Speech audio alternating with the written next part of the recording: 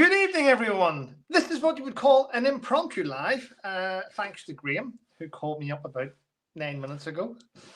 Welcome, Graham. Let's chat about what's going on. How can I keep a smile? I'm having a smile because we're chatting and we can have a laugh, but there's been so much shit happening in the news that... Yeah, there has. I've just got to do something before we start. Are you... Whereabouts? Oh, fuck. Are you in the Oval Office in Washington, D.C. This is as a tribute to my American friends and viewers.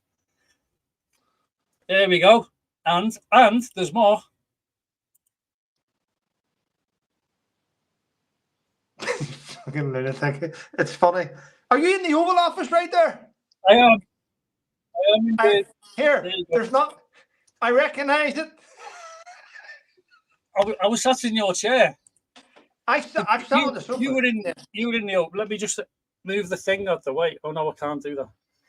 Oh, never mind. The chair behind me, that's the one you sat on, wasn't it, when you were there? Because you went to see President Walker Bush. I never sat on the presidential seat. I wasn't behind the desk. In front of the desk towards us, there's two sofas that sit there. The light yellow ones, aren't they? Yeah.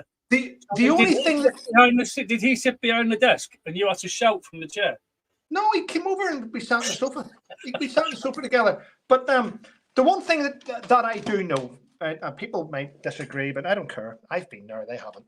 Is the only thing that changes in the Oval Office when presidents take over. The only thing that changes in the office, truthfully, is some of the wall art gets taken down to the vault, and they bring up new wall art. Because the White House has many beautiful paintings. They have a vault, and every so often they'll change the pictures around, but the flags always stay the same. Everything's the same. Yeah, they've got their it's all set out, their layout. That's how they want it. And I suppose when you're the new president, you can say, I don't like that picture. Get Benjamin Franklin up here or whatever, you know. I just need to go and listen. I just need to go and shut my curtains. You do. I can tell. You're going to cook otherwise. So anyway, I picked this. Washington, D.C. It's a great what you can do with a green screen, isn't it? I'm not really in Washington, everybody. But you knew that anyway, didn't you? Yes, because the people on my channel, didn't really ring H.G. Tudor, you know. He's done another one today. Meghan Markle didn't really ring H.G. Tudor. Hope everyone knew that. What's today's date? Today's date is the 26th. 26th. So it says on the computer. Well, here you go. I'm actually chatting to H.G. Tudor on Tuesday. Are you? Very good. Very good. I think Fiona's comes out on the 27th. That's tomorrow, isn't it? It's tomorrow. Tomorrow, I think it's at 4 p.m. I've got it written down. Yeah, she was interviewed by him on the 17th, and it's going up on the 27th. So that'll be good. Paul 2 has just asked whose lounge are you in tonight. Well, I'm in Gwen's, and Graham is in President Biden's. The White House. Got a new watch as well. This is a Biden watch. I got it on Amazon for 20 quid. Well, it was 15 actually, but $5 was postage, and I'm dead chuffed with it. It's all plastic. I'm going to take it apart and put the works in one of my cases that I've got. Right. I'm a cheat. Go on. You started boring you with watch shit now. But you started that off by saying this is a Biden watch. It is. I don't think you can Google it, mate, on Amazon. Biden watches. It's actually got Biden written on it. Oh, so basically they look good. They look good, but they don't tell the time. They're really good, mate. It's even got a swivelly bezel. Look at that. 15 euros on Amazon. I thought that's brilliant. Graham, I'm amazed. You lost everyone at Biden. We now think the watch is shit. All right, you can't say that. No, well, it's obviously a cheap Far East movement that's in it. Don't know where it came from. Probably China, but it works. It keeps good time, and I'm loath to take it apart and put it in one of my other. So I got a load of I was just building watches as a hobby, you know, because I'm off sick work. Is that? Oh, does the alarm go?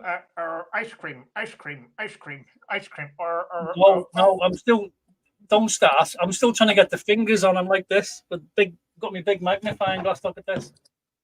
Graham. I still can't see the fingers. Just for everyone in the chat and for you, a little bit of education. They're not Go called on. fingers on the watch. They're called hands. Well, you can call them hands. Hands are on a clock. Hands are on a clock. Fingers are on a watch. But everybody knows what you mean. A hand has got 5 fingers, don't forget. Whereas Imogen says, hi, Trevor and Graham. Excellent timing for your live. Imogen, wasn't it just? Damn, we might miss someone else. Oh, never mind. Yeah. Cheers, well, brother. listen, I mean, right, a guy that I know, won't mention his real name. He's ex-regimental sergeant major 22 Hereford, and he has a Instagram chat page, and he posted a couple of days ago of a picture of, well, probably yesterday it was actually, of a cop, the video of a cop in Manchester Airport kicking someone in the face and stamping on him. Now, my initial reaction to that, Graham, was the same as everyone's. Holy shit, that's a bit excessive. That was my initial reaction. Yeah, but mine too. I'm going to be honest. I'm not a fan of Labour Party. I'm not. But you know what? You have to show diligence whenever you see something. The Manchester Mayor, Andy Burnham, said the same. He says, my initial thoughts when I seen this was, holy shit, wow. However, Andy Burnham has had the privilege of seeing all the footage from the plane right through. He's seen that. Now he's saying, there's more to this. Leave it. These are armed cops. So what happened was the individual that was kicked and stamped on was causing outrage, abuse, everything on a plane. They had called for ground staff for this guy to be detained when they landed. He was abusing an elder lady, pushing, shoving, verbal abuse. When they landed and they went to the baggage thing, he continued to do it. He escalated it. The police then went to speak to him. He actually punched a female police officer in the face and broke her nose. And then none of that was filmed. But what we see now is what the officer did. Do I agree with the officer? 100%. I'd have done the same. If one of my colleagues' kind of weapon system was attacked, truthfully, had that been anywhere else and someone with the weapons attacked, I personally would have shot him. That's what I would have done. I would have shot him because he's assaulting someone with a weapon. Is he going for the weapon? You would have been justified to shoot him. I would have shot him. Dealt with. Situation done. Now, he's already sat down with his lawyer. Yes, we want justice. You don't want justice. You want a few quid, you stingy fuck. You want money. That's what you want. That's what you want. If I was the police officer, I would be suing him as well. For the same amount of money he hopes to get off the police, job done. But also, he should be going to jail. He should be going to jail for assaulting whatever the guy was arrested for. I mean, he'll be processed and interviewed and maybe charged, with whatever. And there'll be witnesses, there'll be evidence. But what we saw there was like totally brutal. We saw someone on the floor who wasn't actually fighting. The cop wasn't defending himself. And he just got stuck in, booted him in the head, and then he stamped on his head. And then he went off to the second person who was sat against the wall with his hands on his head, and he said, get on the floor. And as the guy was getting off, he still had his hands on his head, and he kicked him as well to the floor. So I'm sorry, mate, but I don't agree with you. I think that was over the top. Obviously, tempers, rage, you know what I mean? And I see exactly where you're coming from. Yeah. Obviously, there is more to the story, but that is, to me, that's excessive. It is excessive. You would accept that, it's with a Nazi in Warsaw, in the ghetto, kicking people and knocking them about. But no, I'm sorry, this is the UK, we're supposed to be civilized. And we are. This is where it's difficult for a policeman to do his job, and he has to be professional. He has to not let his emotions come on. Because if your friend, the WPC who got punched on the nose, she's your friend and colleague, and you're really angry because she's got a nose broke. You know what I mean? It's very hard not to get stuck in, isn't it? But you've got, especially if someone's got a phone on you and they've just filmed it all, it's I get it. And it looks really bad for him. I know it does. You got to bear in mind that those armed response officers are not allowed to take their hands off the weapon system, so they're down to sort of either using excessive force or using their feet. This but should never have gone. Spray. They should have sprayed him first and then got the Yes, taser out. If that didn't work. It shouldn't have got to that. The issue we have, it's the same as everywhere. Everyone sees something happening which is wrong, but everyone's more interested in filming it than actually helping to stop it. So these cameras, phones are a nightmare. But I will go back to say that I would never have let it got to where it's got. The minute someone was going towards my fellow with an arms, I'd have shot him. Personally, I would have just shot him and dealt with the situation. I think you'd be justified doing that. But that's not what we saw. That's not what we saw, was it? No, it's not, mate. So armed response cops coming to try and stop something which is escalating, and one of them is brutally assaulted, turn around, aim shot, and take him down. That's it. I'm not saying kill him. I'm not saying kill him. I'm saying I would have shot. Well, you've got to be the officer on the ground, and you've got to make the decision. Exactly, mate. I mean, what I see with the he'll be hauled up in front of his superiors, and he'll have to justify his actions, and there'll be a big inquiry for sure.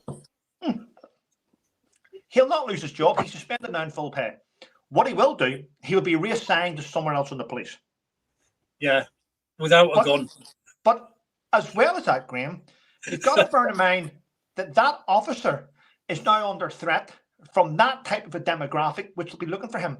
Now, this is what gets me is this. That's separate. That's a whole different issue. Yeah. They're holding out placards saying, "Stop police brutality," after that prick punched a police officer in the face. I mean, come on. I mean, well, he'll be charged with the GBH for that, or whatever they're going to charge him with under the Assault Act. 1940, Section 47, isn't it? The Assault Act. They'll be charged for the assault. He'll be charged for the assault. For sure. If he punched a policewoman with loads of witnesses, he's going to prison for sure. Of course he is. But there's also lines within the Terrorism Act that he could be charged under as well. So it could be worse. Yeah. So, But in the old days, people in the cells used to slip over and bang their heads on the wall and things quite regularly, fall down the stairs. Yeah. And the Police and Criminal Evidence Act came out to stop all that, because the police used to genuinely beat people up and slap them about in the cells. They're not allowed to do that anymore. And you must maintain it on the street as well. You're not allowed to punch people about. If you want to detain them, you arrest them, you cuff them, and you take them away. But Graham, kicking people in the head, mate, it's totally out of order, no matter what colour you are.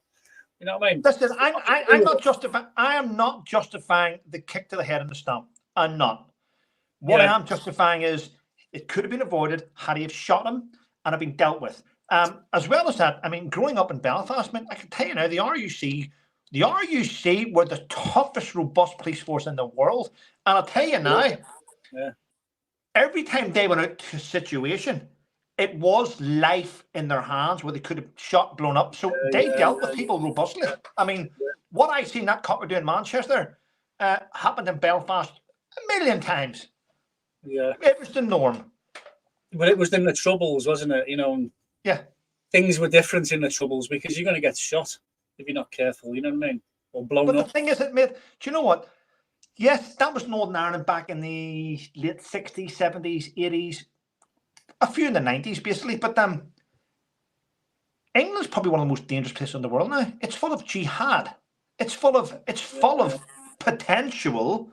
Well, yeah, I mean, there's a lot of knife crime around today, and people have got to be super careful, and the police have got to be extra professional. They can't just shoot people.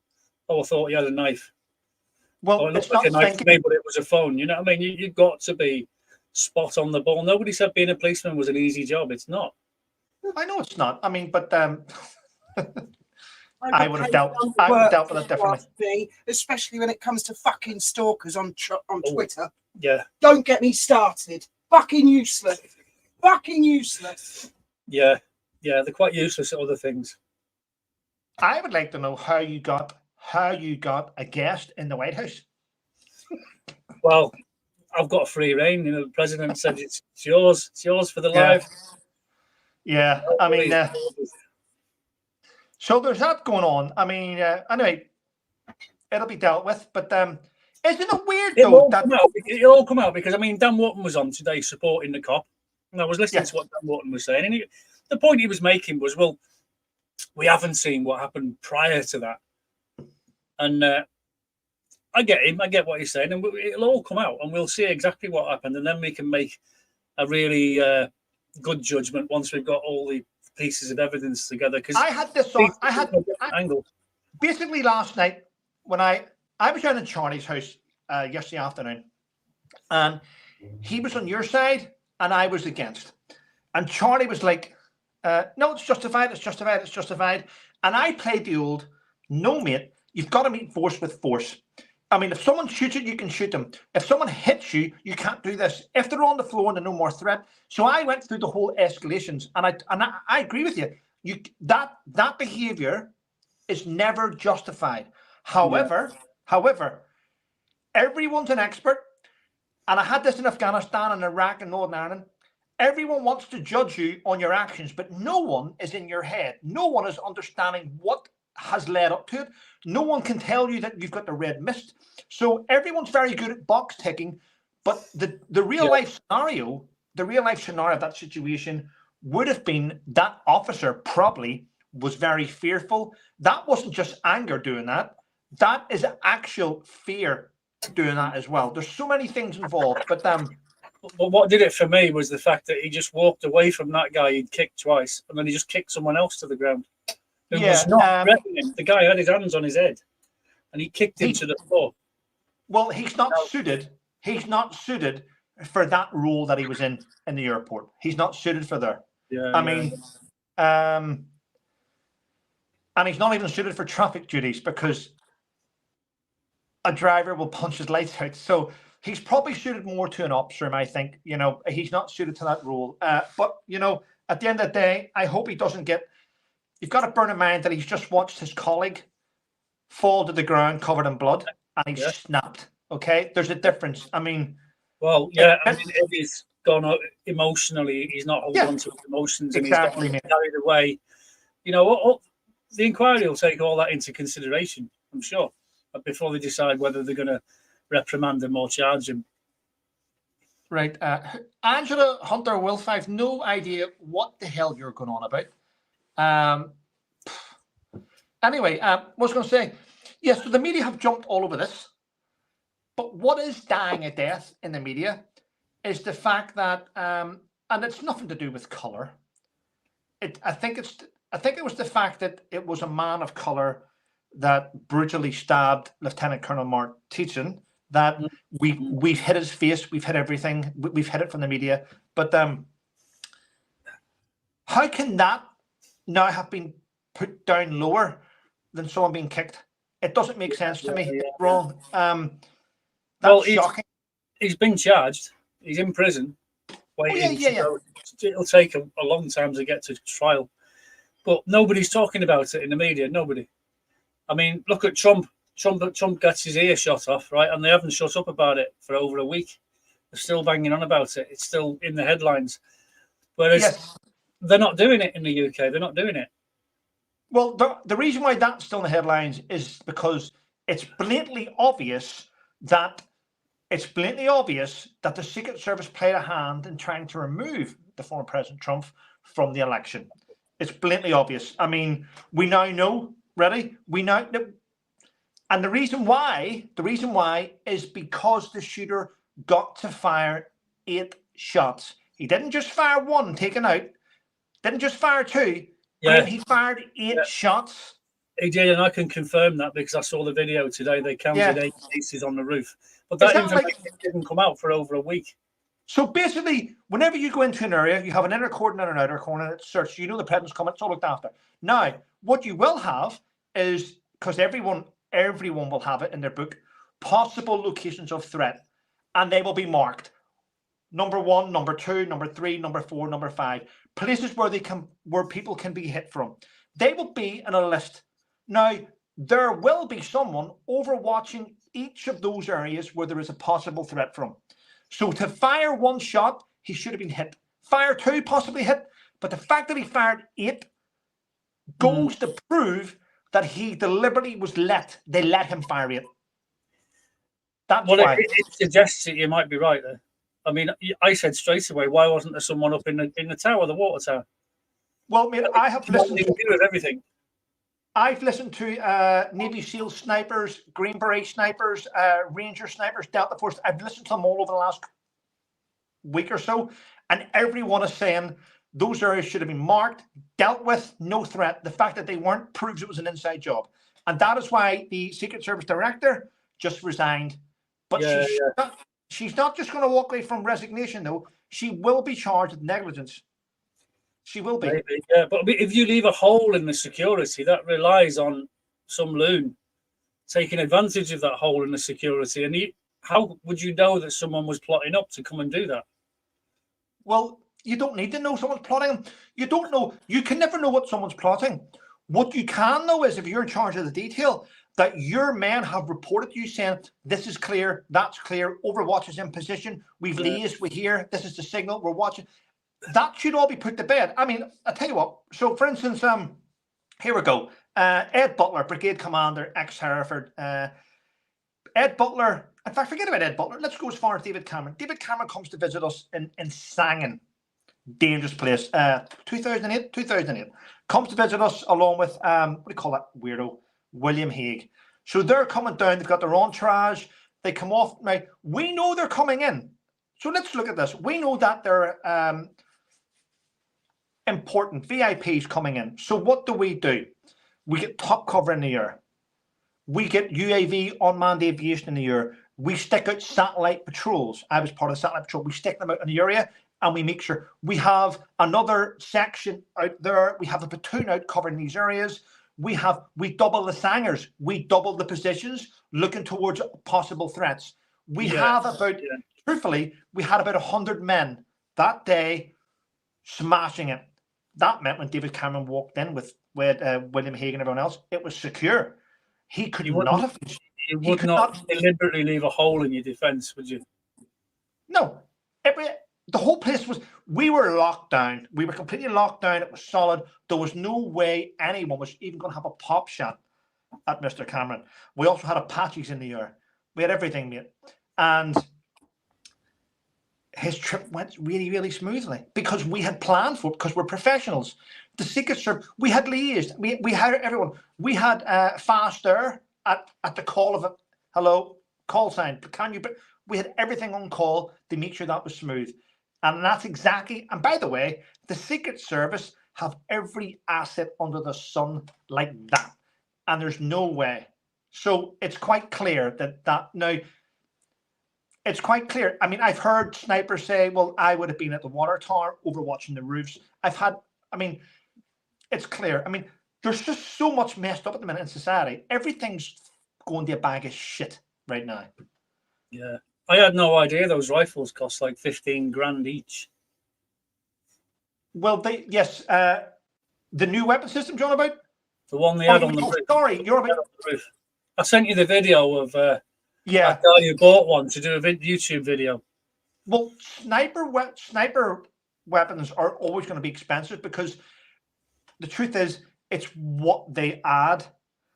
If they lowered the price, say to about $7,000 for them, there would be 100,000 sold, and you cannot keep an eye on potential lunatics. So the optics are worth more than the gun sometimes. The optics are fantastic. I mean, if you can get, I mean, especially when those optics work at night as well, IR, infrared, everything, and image intensity. Like the new weapon, the British Army's just bought, and the British Army, by the way, is getting AR-15s. Did you know that? Yeah, the Knights something, wasn't it? Yeah, and those weapon systems. Nice version of the AR-15. Yeah, I've seen it. I had the old sighting system called the ACOG, where whenever you lay down and you do the 9-point key point checklist, everyone knows it. So basically, whenever you get down behind the weapon system, you line yourself. Now, believe it or not, your leg should line whenever you're lying down with the weapon in front of you, the weapon should go straight through your body and in a straight line with your leg. Okay, for the recoil and things. And whenever you're lying down, you're meant to grab the weapon, make it feel comfortable, and it's all about getting the eye down and the eye relief back, and then it's the left hand, left elbow, how that rests. Then it's your right hand, your right elbow. Then it's your head, your eye relief. Then you also have to get, whenever you're lying down, so you get proper trigger release, you have to sort of do it with your breathing, with your diaphragm. It's all about. And you're meant to operate the trigger just as you breathe out. So it's a smooth operation so the round goes straight. So there's so much involved in shooting. There really is. Yes, I believe you. I believe you. Because you've been there, you've done it. I mean, you shot your way out of Baghdad, didn't you? Well, I mean, what was the range on the day when you got the MC? What was the range between you and the people that were attacking, roughly? the ones on the ground were about 100 meters, probably, yeah, about 100 meters. The ones in the unclear flats, maybe about 250, well within battle range. You know, battle range is 300 meters. But you've got to bear in mind, mate, that your grouping on the range will never be your grouping. No, with real life targets. You know. Yeah. I've only ever fired at targets on the range. I've never. Obviously, you have. You got the medal to prove it. But yeah, I mean, was the vehicle that you were in stationary at the time you were taking the shots, or was it moving? It was at the time I took the shot. Yes, it was stationary, but we were moving. We were trying to do things. I mean, to be honest with you, mate, if anyone that's in the chat, there's a thing called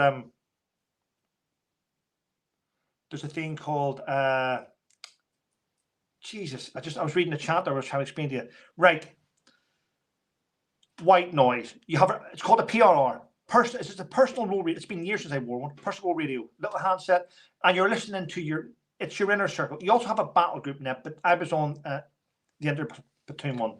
And the weird thing is about those radios, mate, is see when something goes down and there's a situation. I can tell you now, and I think every soldier will agree. See this here piece, it goes to rat shit because everyone forgets how to talk because the adrenaline is pumping.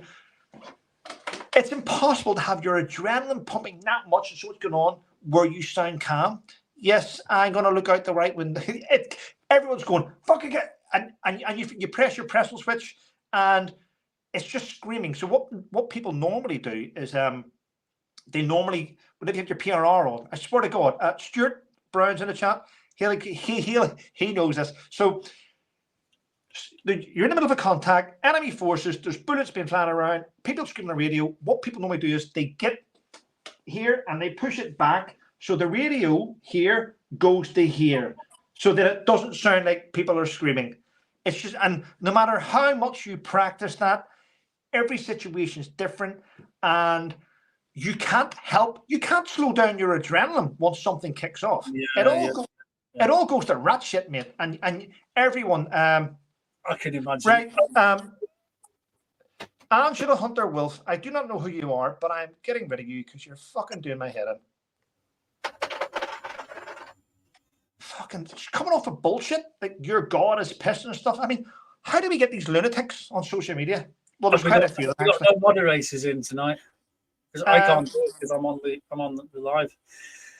Angela Hunter Wolf, I've put her on timeout. Was banned and the comments were removed. Angela Hunter Wolf's been banned, yeah. I get dickheads again all the time. You just get rid of them. Yeah. Yeah. I haven't got time for that type of shit anymore. I'm nearly 50. I just hit block, delete, and that's it done. Anyway. I remember seeing that video of you in Sangin. So you said your Sergeant Major filmed it on the phone. And everyone was screaming and shouting, and you're under fire, and people are firing back, and people are running about screaming and shouting. So imagine if you've got the radio on, it's going to... Presumably you've got a push-to-talk switch. Did you say a pretzel switch? Is there on your PRR, there is a little pretzel switch which you can wear around your wrist, actually, and you can just press it. But what I did with mine, and I think most people did it, was you had your radio on with your mic. We used to put our pretzel switch, usually we would attach it to our jacket or somewhere here, or else we would have it at the end of our handguard on our weapon system. So when we pressed it, we were chatting, and everyone's different, mate. Everyone has it differently, you know. I suppose everyone's shouting over the top of each other, so it's all garbled mess and you can't hear anything. Yeah. What did Stuart Brown say? Foxy, I never fired it in anger, but a lot of crawling around at night, being hidden. They're lying there for days. Yep.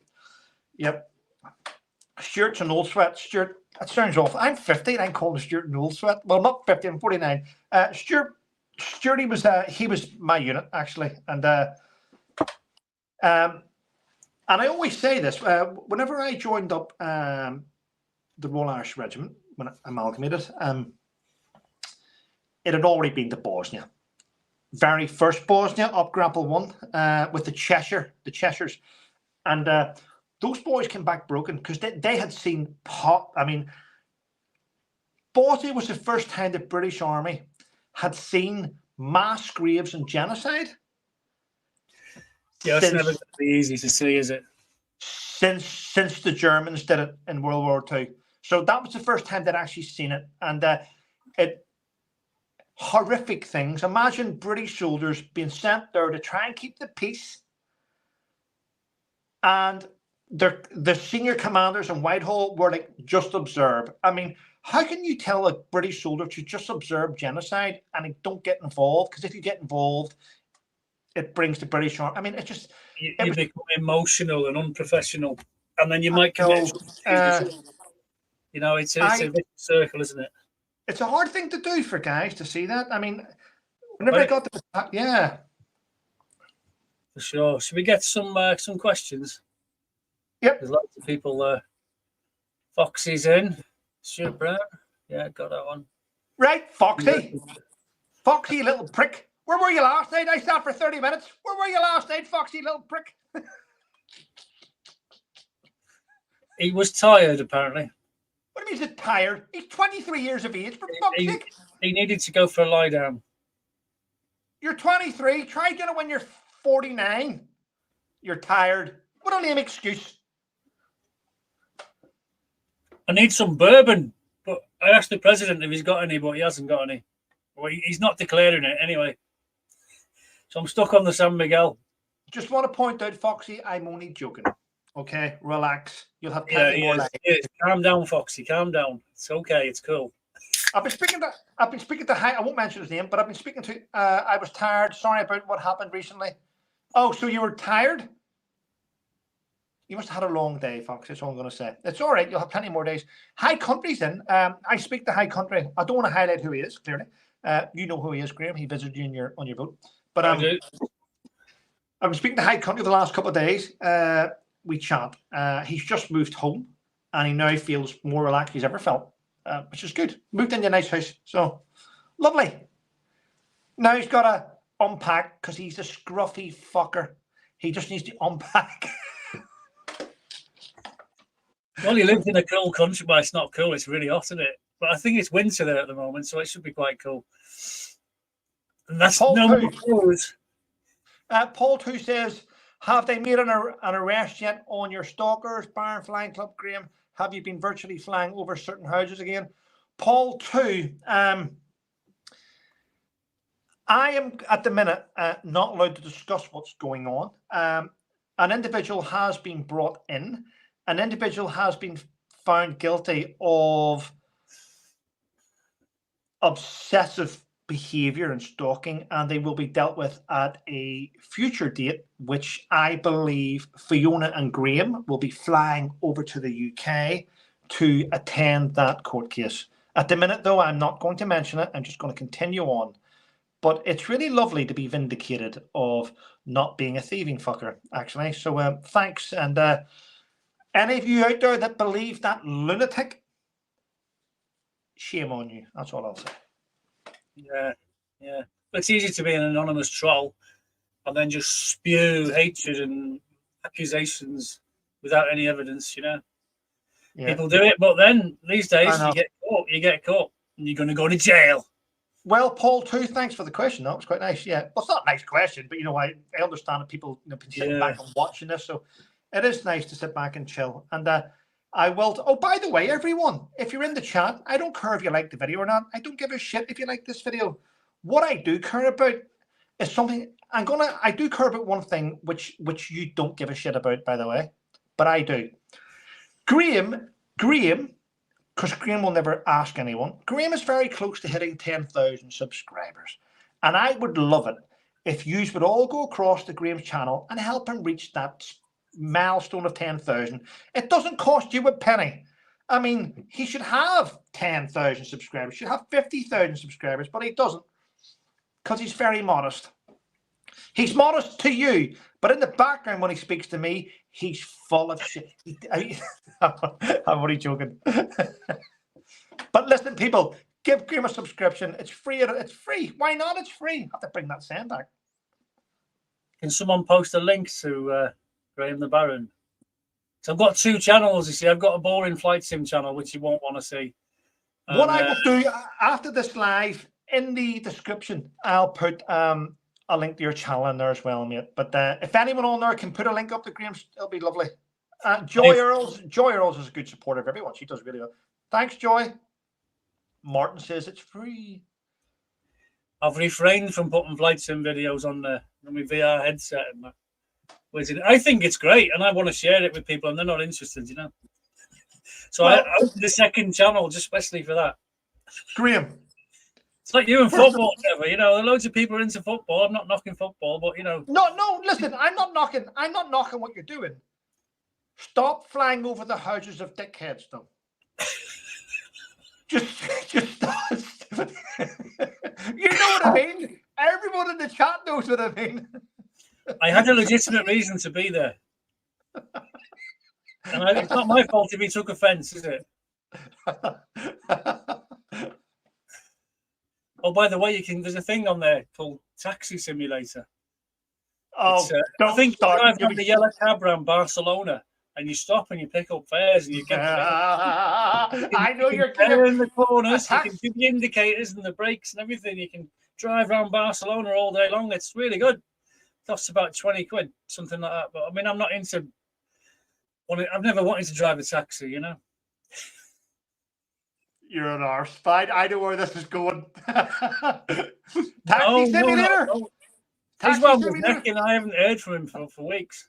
Yeah, I've not really been looking. There you go. Grumpy Sapper's put it up. The link. Grumpy Sapper's doing a live tomorrow, actually, isn't he? I'm not sure. He did one the other day. He should do more. He's a talented guy with his music, and he's only going to get better. So he's starting putting videos with them as well, and moody videos and emotional stuff. He's got his finger on the pulse. So I mean, I approve of what he's doing. I do, because I'm not musically talented in any way whatsoever. I can't play any music. Can you play a musical instrument, Trevor? I bet you had piano lessons when you were young, didn't you? No, Graham. I'm from Ballybean Housing Estate. Why would I want that shit?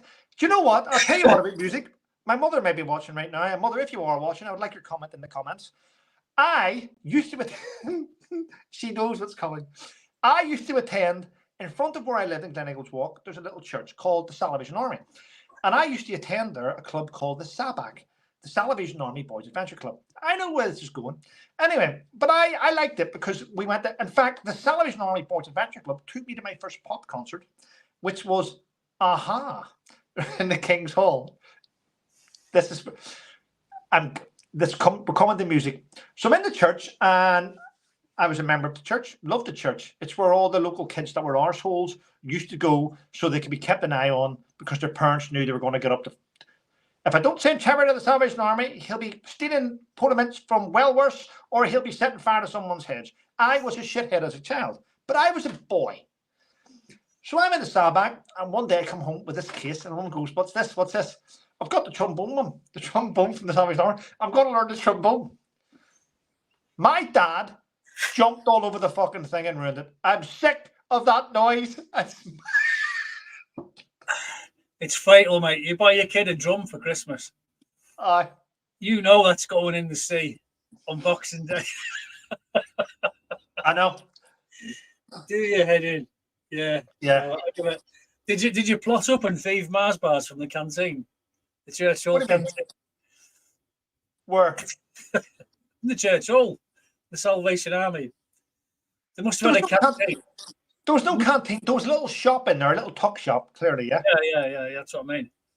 They used to come round. Used to come round the ranges in the army with the Salvation Army. But that's different. Cups of tea and sticky buns and things and Mars bars and all that. Remember that? You're Sunny bash, we used to call it. Yes, but you're all about right. First of all, when you were a kid in the Salvation Army, they must have had the same setup, the canteen with the selling cups of tea and biscuits and Mars bars. I'm one of you. They had that. They had that in the church. Yeah, the little Salvation Army church. Yeah, I mean, yeah. Oh wow! Come on, own up. Did you ever swipe a Mars bar? I did. I swiped a Mars bar from it. You're asking me if I ever stole chocolate from. When you Do were you a know kid. what? Do you know what, Graham? I was born in 75. I do not know a single child that I grew up with didn't steal something. We all stole some. I broke into my doctor's orchard and stole apples off the tree. We all did it. Oh yeah. I was a scouser, you know. When thieving's compulsory when you're growing up, or you get beaten up. Trained as a pickpocket in the primary school. Paul 2 says Trevor Colton Barron Club. AA never gave proof of his GoFundMe spendings. He's yet to do that. Yes, because he lied. He lied. I'm not going to mention his name on this channel, but an individual did a GoFundMe to raise money to deal with YouTubers. It turns out that he's a fraud, scamming people, and he's went away. And anyone that donated to him, tough fucker luck. You're all knobheads for giving him money. He's got a big fancy motorbike, big fancy car, no job. So it just doesn't add up, does it? Well, listen, let's ignore him. He's a non-entity. Let's just move away from him. There's no point. Absolutely. Harriet. People, yeah, yes, Harriet. Yeah. Ellie. But Foxy. Lisa says, I remember taking sweets from the picture. We all did it. I mean, we all still are guilty of theft. We all go strawberry picking, and we all eat more than we pick, don't we? We all do it. Yeah. But you know, when you nick a big handful of chocolate bars, and then you're there, aren't you, full of glee, and you're eating them, and then you feel more and more sick until you just can't eat anymore. And you're like, and you finish up throwing them away. Yeah. I'm going back to when I was about 10 now. You know what I mean? It was like embarrassing, really. But you know, I mean, stealing apples. We used to climb into this big fella's garden. He had a big fancy manor house, and the further down the hill you got, there was less, and it was all overgrown. And we go in there, and because for some reason the apples on his tree tasted better than all the apples you could buy in the shop. And until they were on there, you had to go right to the top. You risk your life and then to steal an apple.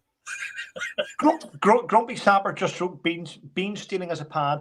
Now, my parents know this. I think I told my parents years ago. Whenever my unit left Cyprus, it went to Alma Barracks and Catterick Garrison, and we were there. And I was a young ranger, and I did rear party guard while everyone came back from. Anyway, did that. So we were Catterick for 5 years, mate, and I was A Company.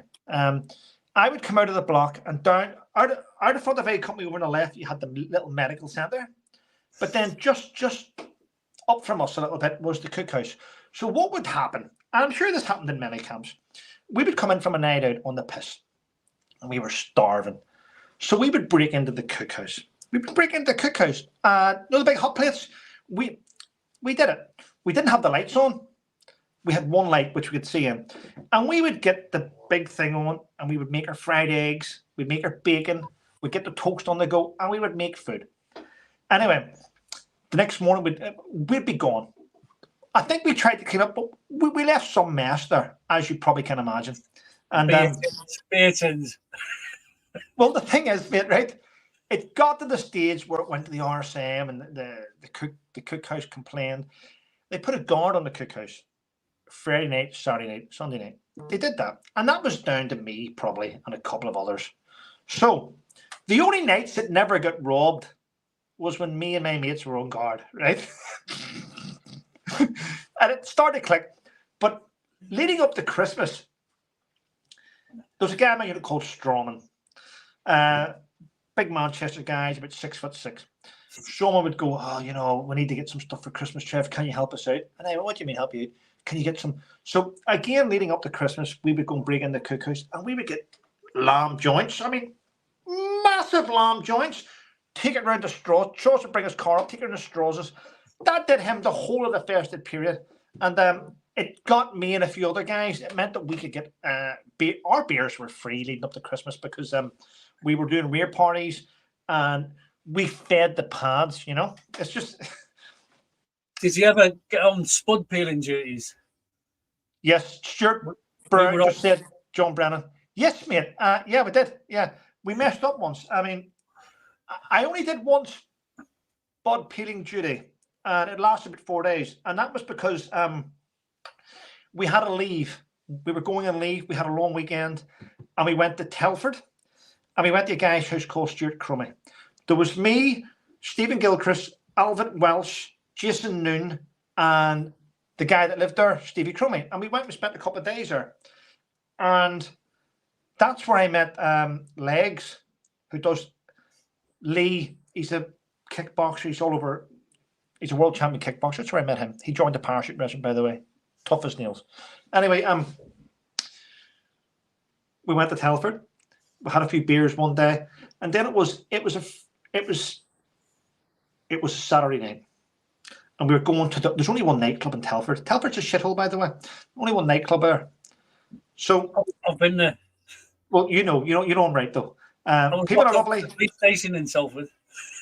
Couldn't get out for a beer very often. Yeah. So Crummy drove a Ford Granada. Derby, Ford Granada. So you know how old this was. Was it a Mark 1 or a Mark 2? Can't remember. It was 1996. Be a Mark 2. 1997, I think it was. And we were good driving around. We were driving around to pick up Crummy's babysitter. To mind, he had twins.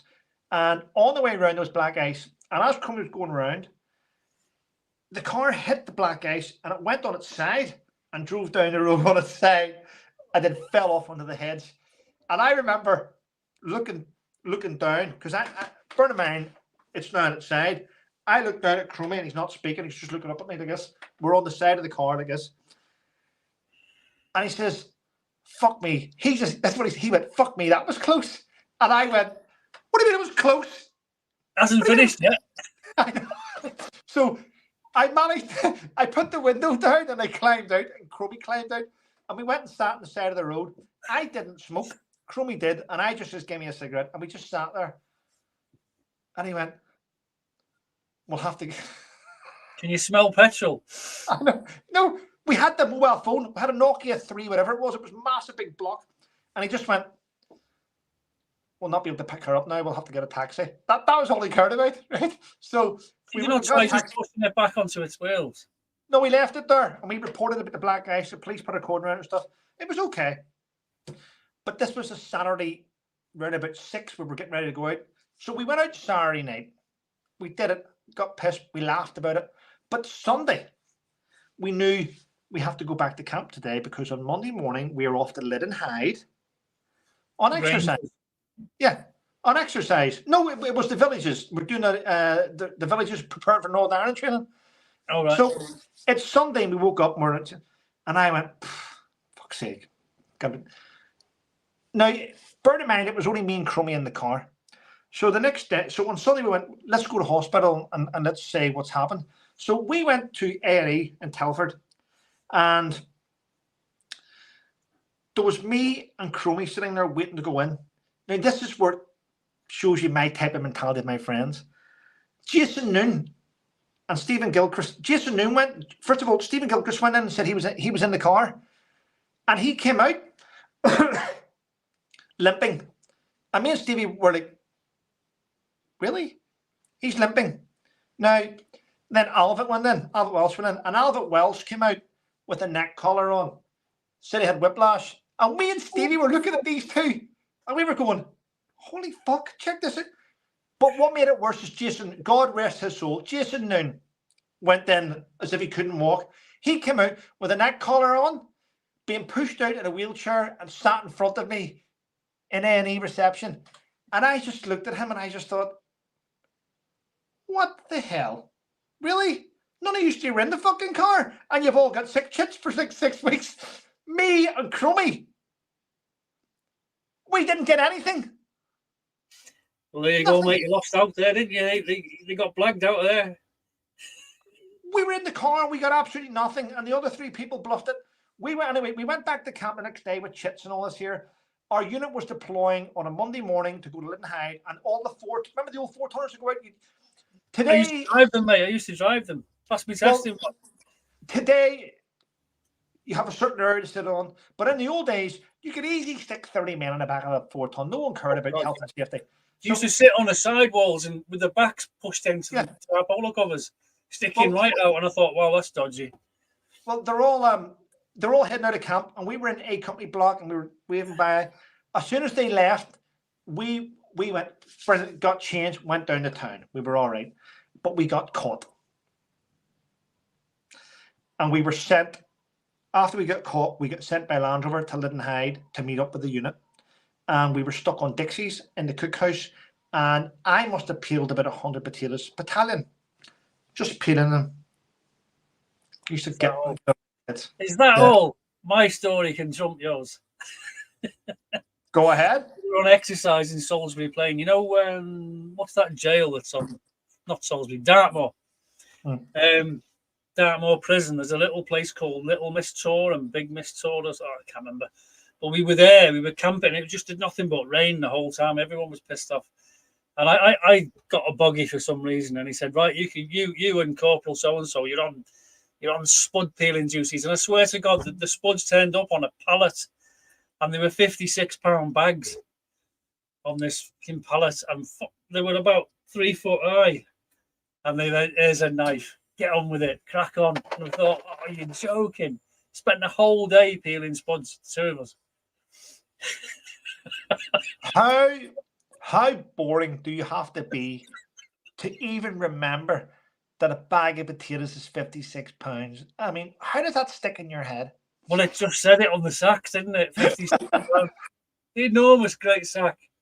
Oh, you are joking. I mean, they weren't thin shavings. They were like huge, like scallop.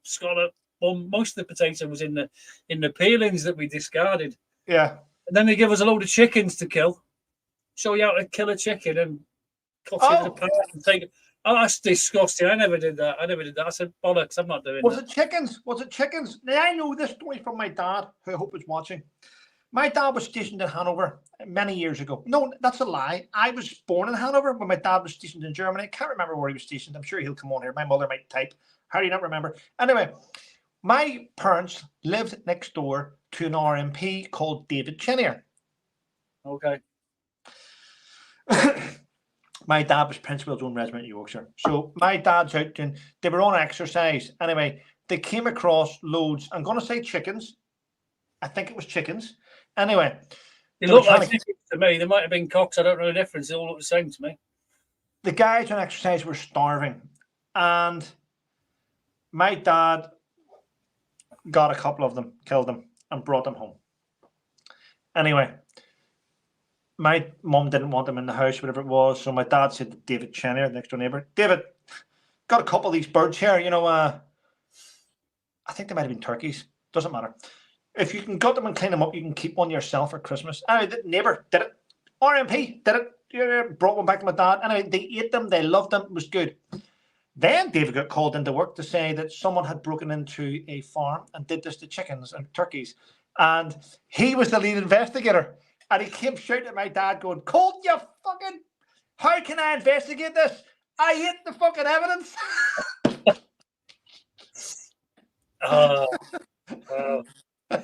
There's all kinds of things go missing in the army. I mean, they're all constantly getting really angry with people, aren't they? And running around. I can remember people with this, some of the NATO steel helmet. No, probably before your time. The NATO steel helmet, big horrible thing with an elasticated chin strap. And if you were caught, one of the punishments, they make you wear the helmet for a week instead of a beret. Yeah. So you see these guys wandering around in these stupid helmets. You know, that was common. That was common punishment. For those in the chat, my father is still alive and kicking. He's probably fitter than me right now, actually. But yeah,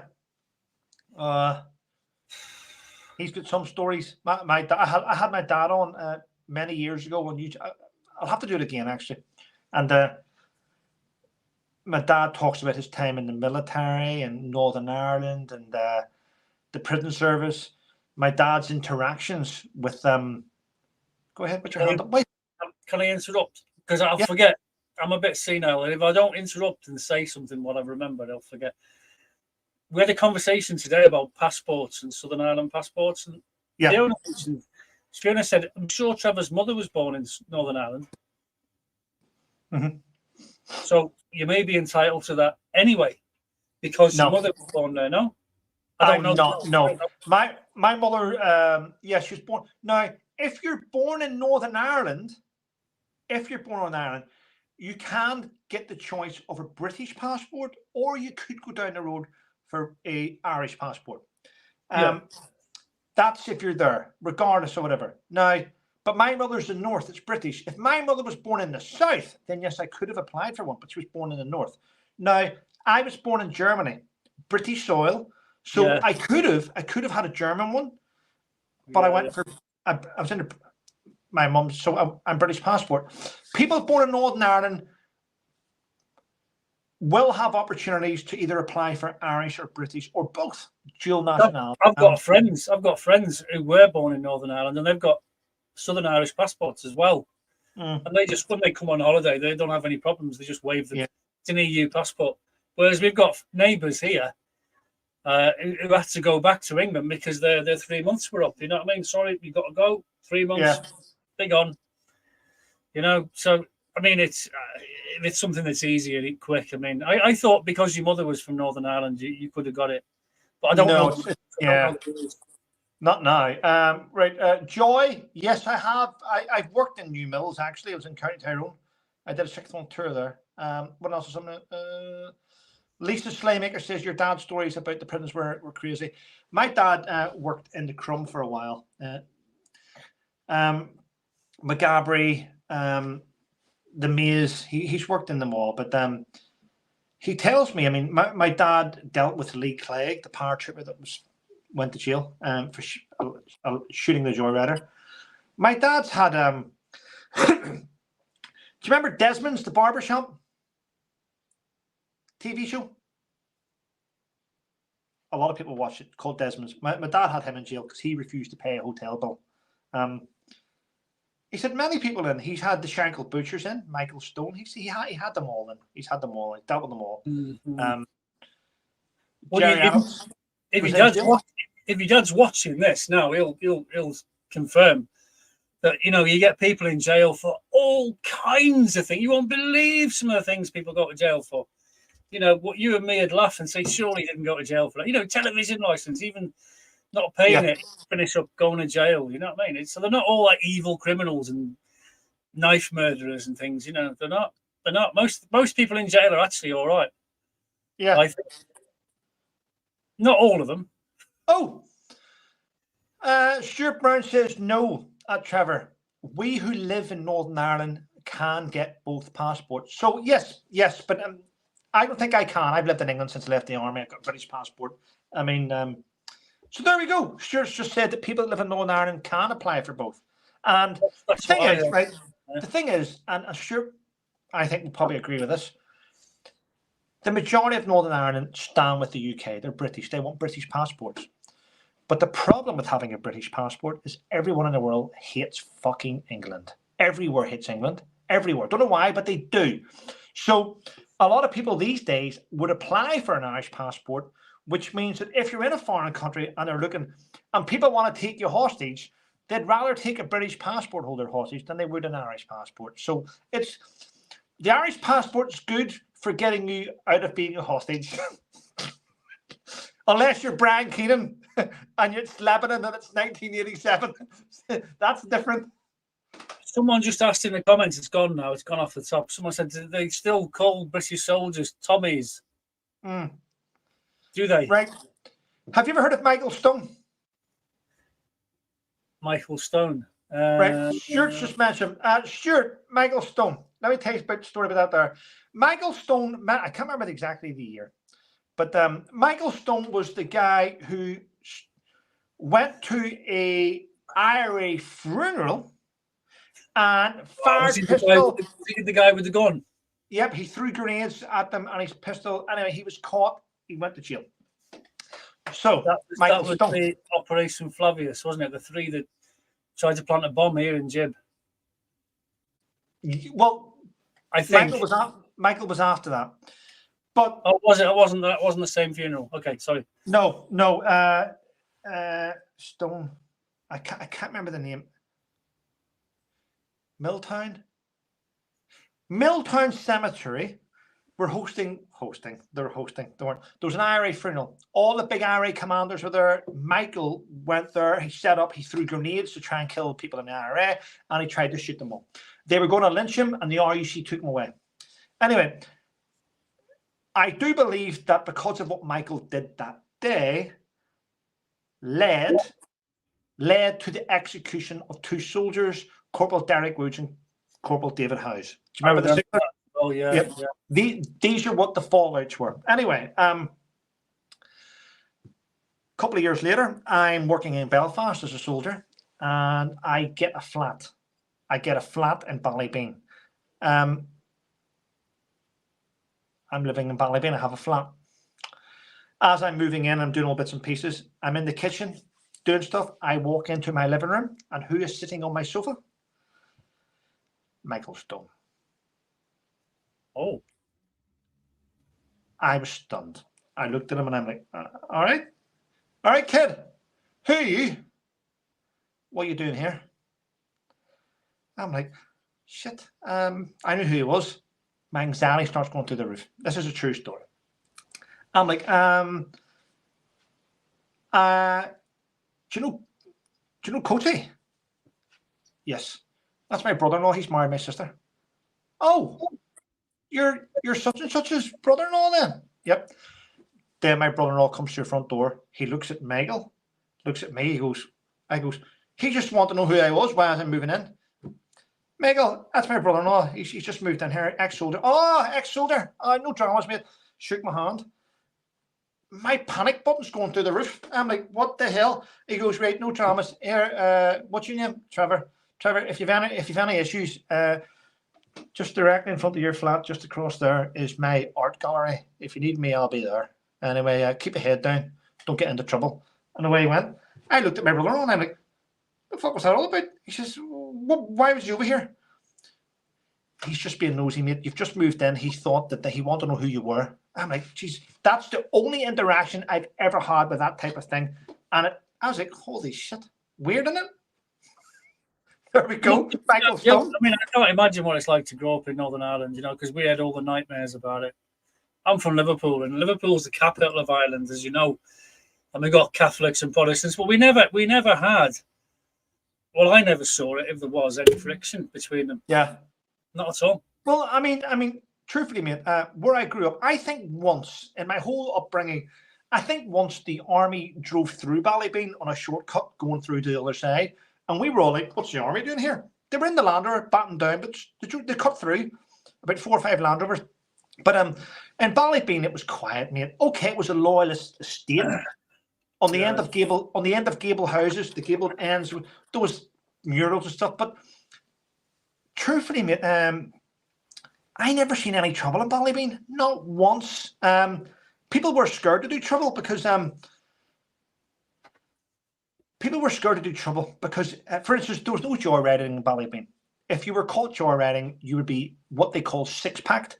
They would shoot you in the ankles, the knees, and the elbows, and they would make sure you never stole anyone's ever car again. The way it was that there was a sort of way that terrorist organizations worked. Now, they didn't mind killing each other, but within their own communities, people work hard to be able to buy a car.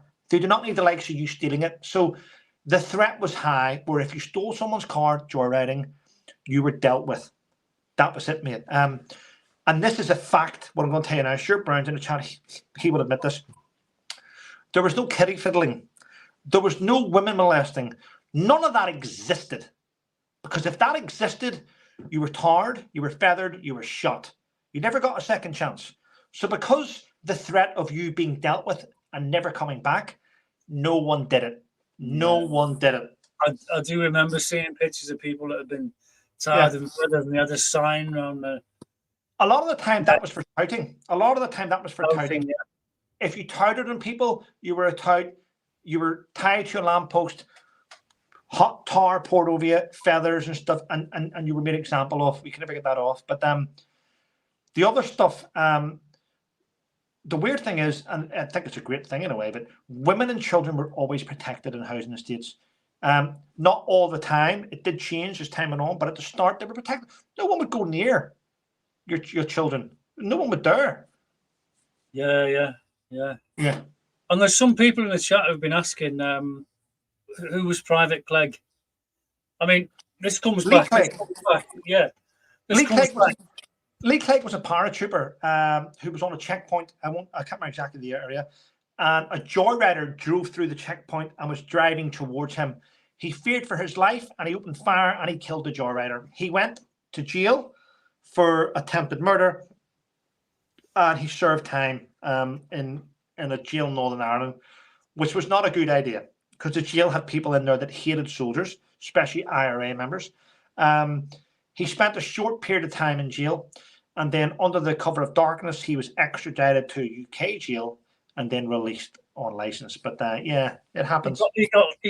Correct me if I'm wrong. Did he get a life sentence? I can't remember, but I do know it was the first outcry. For me, if you're a soldier and you've got a checkpoint, I mean, the car comes around the bend. Stop! If the car doesn't stop, surely you can shoot the car. You can fire. I don't know what the rules of engagement were, but I mean, why are you armed? Why are you there? You know, if the car doesn't stop. In reality, you're allowed to shoot at the car. So he was the only one because there was more than one just fired at the car. Yeah. He was the only one that actually hit anyone. I mean, this is a debate. This will always be an open debate. I cannot put myself in Lee Clegg's shoes. Would I have done the same? Possibly. But what courts look at is this. They do not look at the fact that this car was screeching towards him.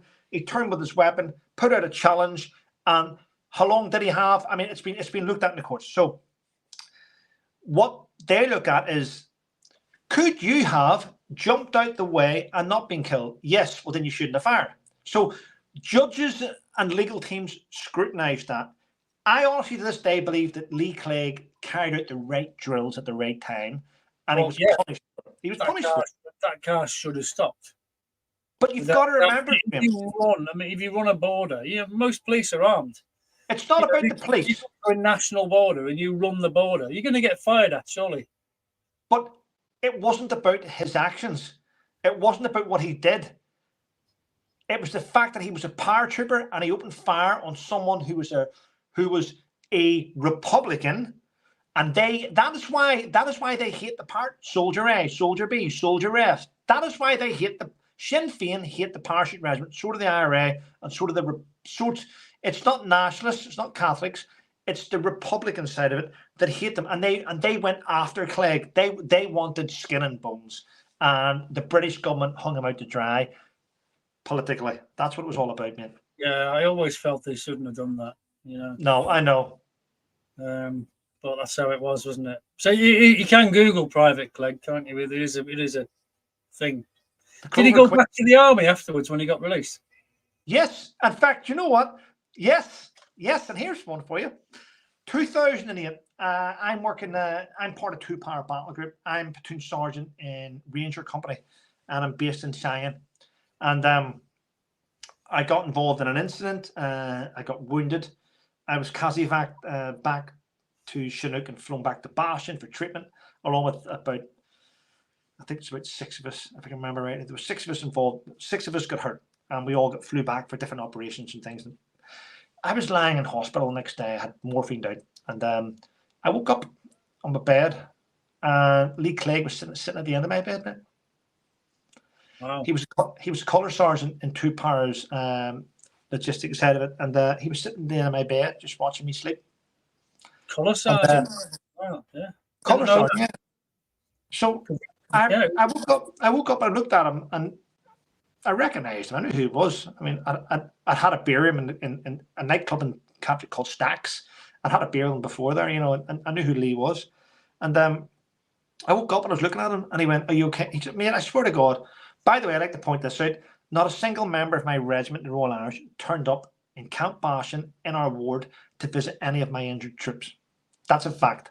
But Lee Clegg was there from Two Para, representing, and I woke up and I just looked over, and I'm going to be honest. I've got a lot of time for Lee. I mean, okay, he did what he did in Northern Ireland. You know, he did what he did. I mean, many people judged Lee for what he did. But you got to remember that the time when the parachute regiment were hated in Northern Ireland because they were robust.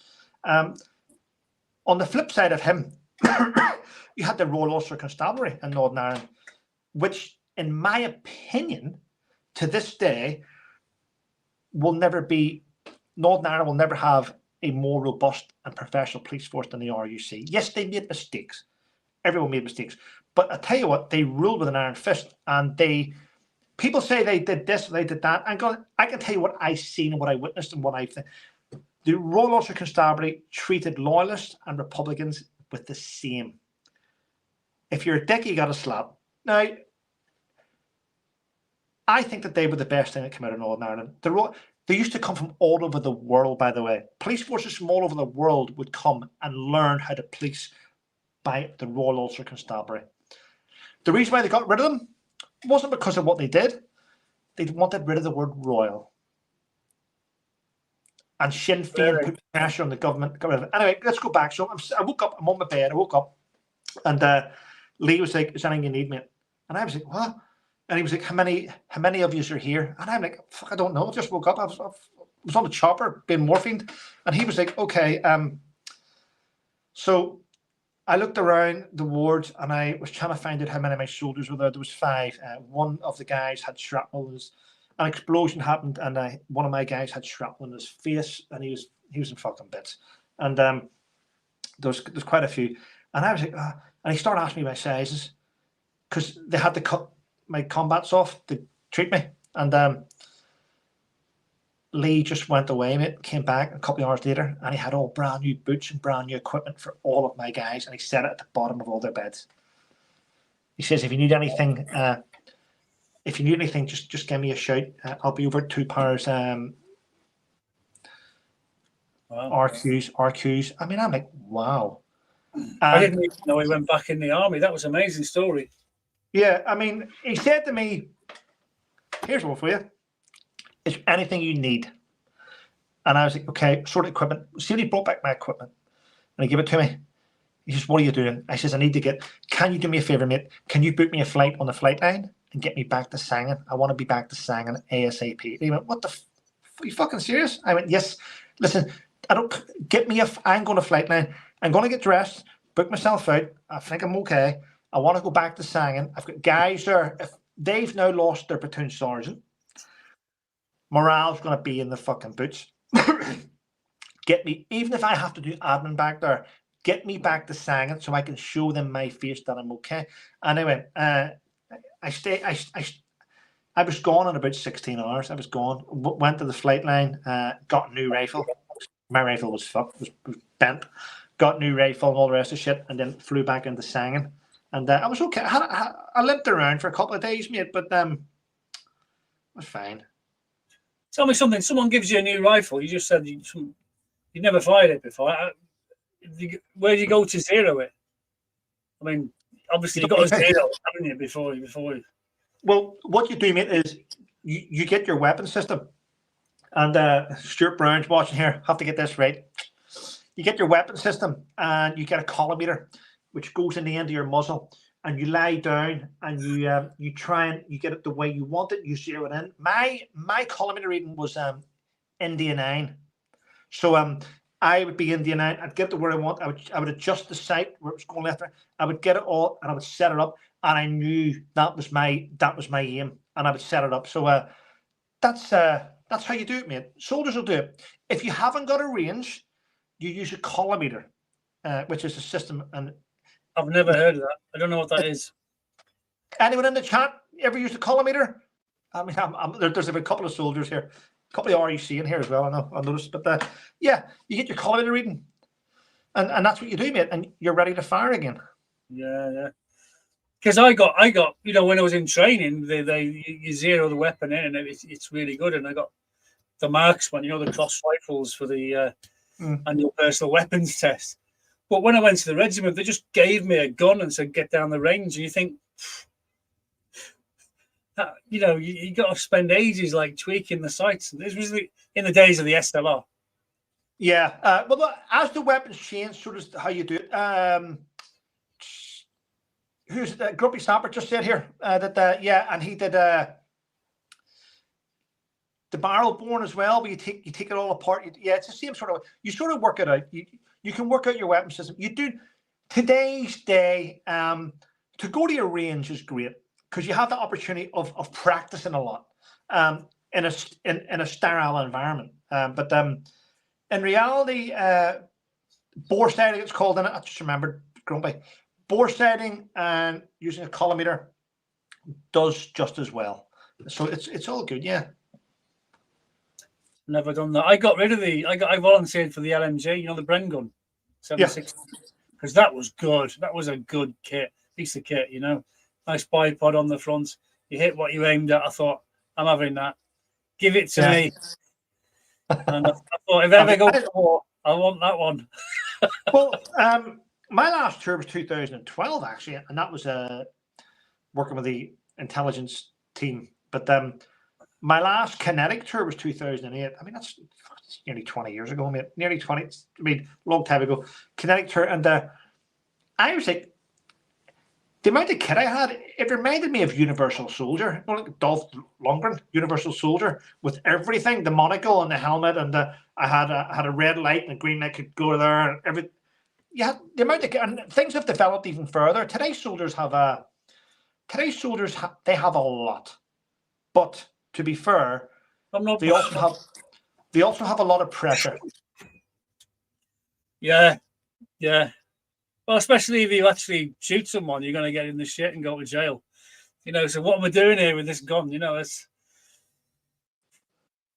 It can be confusing, I'm sure.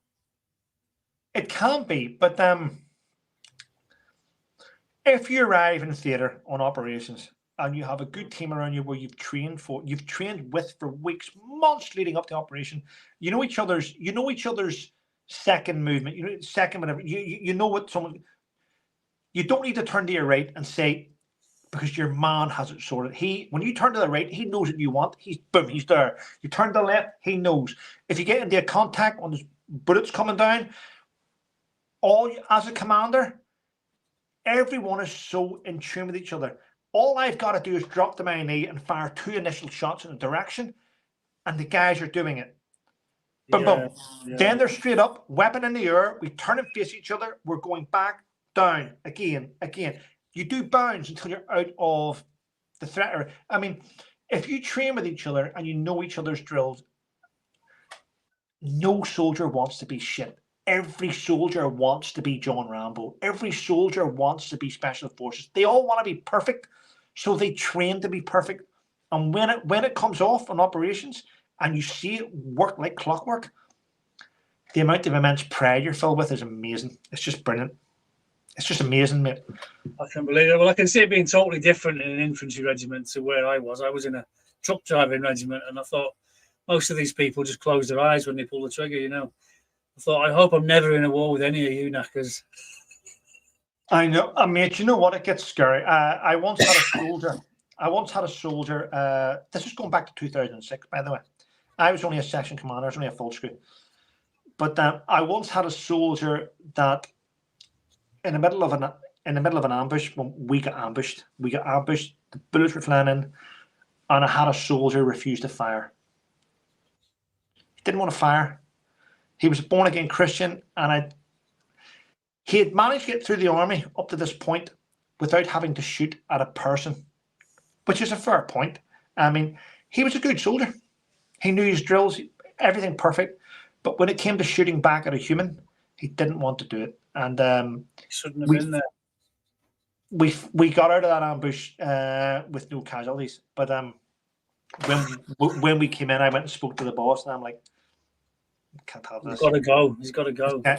This guy has now went from being an asset to a liability in the split second, and we had to get rid of him. Yeah.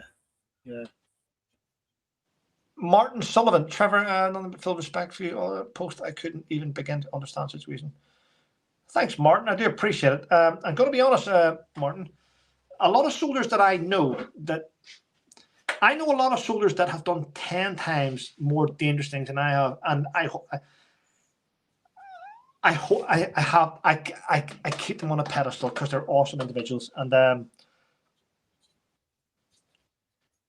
don't ever, Martin, listen to anyone that tells you what they did and how great they are, because I tell you now, without your buddies or without your teamwork around you, you're absolutely nothing. You're a liability on your own. You're only an asset when other people work together. I've learned that quite a steep learning curve, Graham. Well, I was never in combat with anything. You know, the nearest I've come is paintball. I've been shot loads of times in paintball. We've won a few times, you know, but we used to look at each other afterwards and we're having a beer together and thinking, fuck that, I wouldn't want to go to war. Not with real guns, no way. Graham, we came back from 2006, first kinetic tour, shocking tour. We lost good guys. And my boss was Patrick Bury. In fact, Paddy Bury was my platoon commander. Paddy Bury wrote the book called Call Sign Hades, which was our call sign. He wrote a book called Call Sign Hades. He now teaches at universities and stuff to do with security. Decent guy. So we're back from tour. We're trying to relax. And Paddy Bury decides, right, calls me in as platoon sergeant. He goes, right, I want to do something with the boys. What do you think that we should do? Do you know where he took us? He took us paintballing. Right, yeah. What a stupid idea to take a group. Was it a stupid idea though? It was, yeah. 32 grown men that are back from combat to give them paintballs. Then he broke us to break the guys down into teams, sections and teams and fire teams, and just go at each other. I mean, that's painful, mate. That is painful. And it turned into it became too competitive. You guys coming out there with black eyes and all. I told you to guard the fucking flag. Are you stupid? I mean, it went mental. It went mental. And I'm like, this is not what I would call chilling out, Patrick, is it? No, it's Well, that's surprising because I would have thought, you know, that would have been a good training aid, but obviously not. It becomes competitive. It becomes competitive, mate. Well, of course it's competitive. It's a sport, isn't it? You know. Yes, but it's only fun if you've got 10, 13-year-olds. It's not fun when everyone's got rank and there's structures, they've all got jobs, and then you hand them 10 weapons and go and have fun. They can't differentiate between having fun and being alert, watching stuff. They can't do it. It becomes a mental battle. Yeah. I thought I'd be really good at paintball because I was a marksman in the army, but I just got shot straight away and taken out.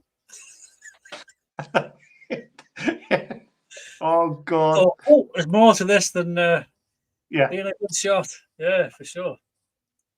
You have to you have to think about ways of it.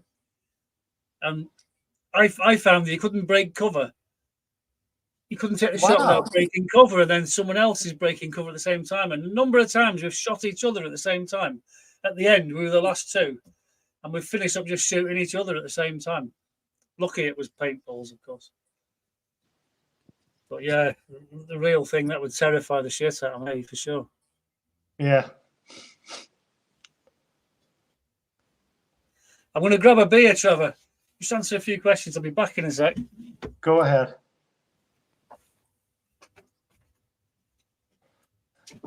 Did you want to go on with Trevor? The first lady. All good. Right, let's have a look at the chat. What's going on here? Paintball, Baron second, Emulsion, Anna Perkins, Grumpy Sappy. Obviously, we were not at the same personal risk, but especially in the juniors. Yeah. All good. All good. Someone in the chat said that there's only 100 and so many people watching, but you've got 154,000 subscribers. You've clearly bought your subscribers. I mean, Okay, that was a bit blunt and to the point. But the fact is, I think everyone knows this now. I think I gained about 50, 60, probably even 70,000 subscribers from the dancing video, which I deleted. Dancing one, I remember him, yeah. Well, YouTube have my channel not many restrictions, mate, that I'm surprised that anyone even turns up for the chat, if I'm honest. There's loads of restrictions. My wife gets good views on her lives. Yeah, I mean, yes, she does actually.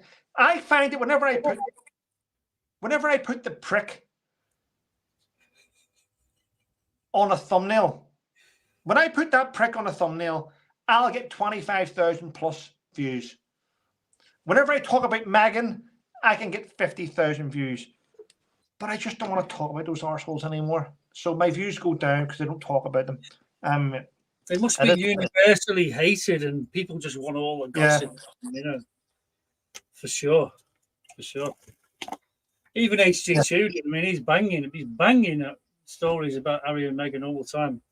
This one's wife, and he gets good views, you know. But Fiona's monitoring puff pieces all the time. All the time, she's there scouring the news for what Meghan said. I see them. I want to comment all the time, but I want to comment all the time about what's happening. Martin Sullivan, it was just a spur of the moment thing. I want to comment all the time about what they're doing because they're always in the media. But I just know that my channel is constantly being monitored by YouTube and by fucking idiots that now this isn't going to go out, is it? But my YouTube channel gets monitored that much that the minute I mention them, restrictions come in. But I'm not monetized. It's not like I'm earning money off the back of these two pricks. I mean, I don't earn money off of them, so I just ignore them. But it's quite sad. There's enough nonsense going on in the world to talk about, you know. I'm gonna be honest. I never really talk about methane, and the reason why I called her methane is because I mean, she's the fumes of shit. That's why I call her methane. All right, but I can't think of any other name for her, and but I don't care about her. I mean, she adds no value to my life, and I don't. I mean, it's quite clear that she's a broken female who seeks approval at everything, and if she doesn't get it, she cries or she pays people to get rid of people off social media. I'm surprised she's not a hit woman. You know, sending out hitmen to shoot people that criticize her. That's the type of person. That's the type of thing she should probably be up to if she could get away with it. If she thought she could get away with it, she'd do it. Yeah, I don't think even they could get away with that. I mentioned this. I mean, as I said, on Tuesday, I'm doing a thing with HG Tudor, but Fiona's already done one. She beat me. She beat me to it. She beats me to everything these days. Fuck's sake. But what was I going to say? Yeah, that's out tomorrow. That's out tomorrow, apparently. HG that tomorrow. HG Tudor. HG Tudor will be speaking to Fiona tomorrow at 4 p.m. UK time. I know that. But what was I going to say? I think that threw me a little bit there. Methane you were talking about. Yeah. I mean, oh yeah. He's in the media quite a lot. I mean, oh yeah, I was going to mention this. This is a fact. I'm telling you from my mouth. I used to be a fan of Princess Diana. I was. That's a fact. I was. Yeah, for sure. Still am. But that ginger idiot has made me hate her. He has made me hate her with his constant bullshit. I mean, and you know what? Please, someone in the comments, let me know what you think. It's not her fault. I don't care. She's been dead 25 years or however long. You know, it's not her fault. It's not her fault, but I don't care. At the end of the day, she's a mother. She was a mother. Let me point that out. People in the royal family do not raise their own children. Maids and nannies do that. They do not raise their children. It's like they only turn up for photograph opportunities. They do holidays in front of the media, but they do not raise their children. They're so wrapped up in their own bullshit about their own importance that nannies raise the children. They do. Yeah, I'm sure that's true, Trevor. I mean, I don't know. Honestly, I don't know. But Diana seems to be like a working mother as well, as much as she could be at the time. I don't know. I never met Diana. I never met her. I'm like everybody else. I just read about her and saw her on the telly, you know. But I was a big fan for sure. I was, and not anymore. I mean, the amount of shit that comes out about it now, it just makes, the more he goes on about her, the more I dislike her. It's not her fault, though. It's him. It's him. Exactly. It's him. Was disliking her boy, would she? You know, think she's a mother, you know. Well, he married Diana Mark too. Let's be honest. I mean, but I don't think Diana would approve of Meghan. Do you? I don't think she'd let, if she'd been alive at the time, I don't think she'd let her anywhere near him. That's just my opinion. I don't know. I can't speak for the woman. Well, you know, this is the thing, mate. You're entitled to your opinion. You should be thanked for having your opinion. But there you go. He's just said it. I mean, in my opinion, he has ruined his mother's legacy massively. I think you're right. I mean, but this is why it's good to have different opinions and disagree with each other, because you can say why you disagree, you know, and that's really good debating. That's really good debating. That's what debating is all about. Exactly. I mean, I'm not going to shoot you down for your opinion, mate. At the end of the day, we've all looked at this from different angles, and we all have different perceptions of what we see. But yeah. I mean,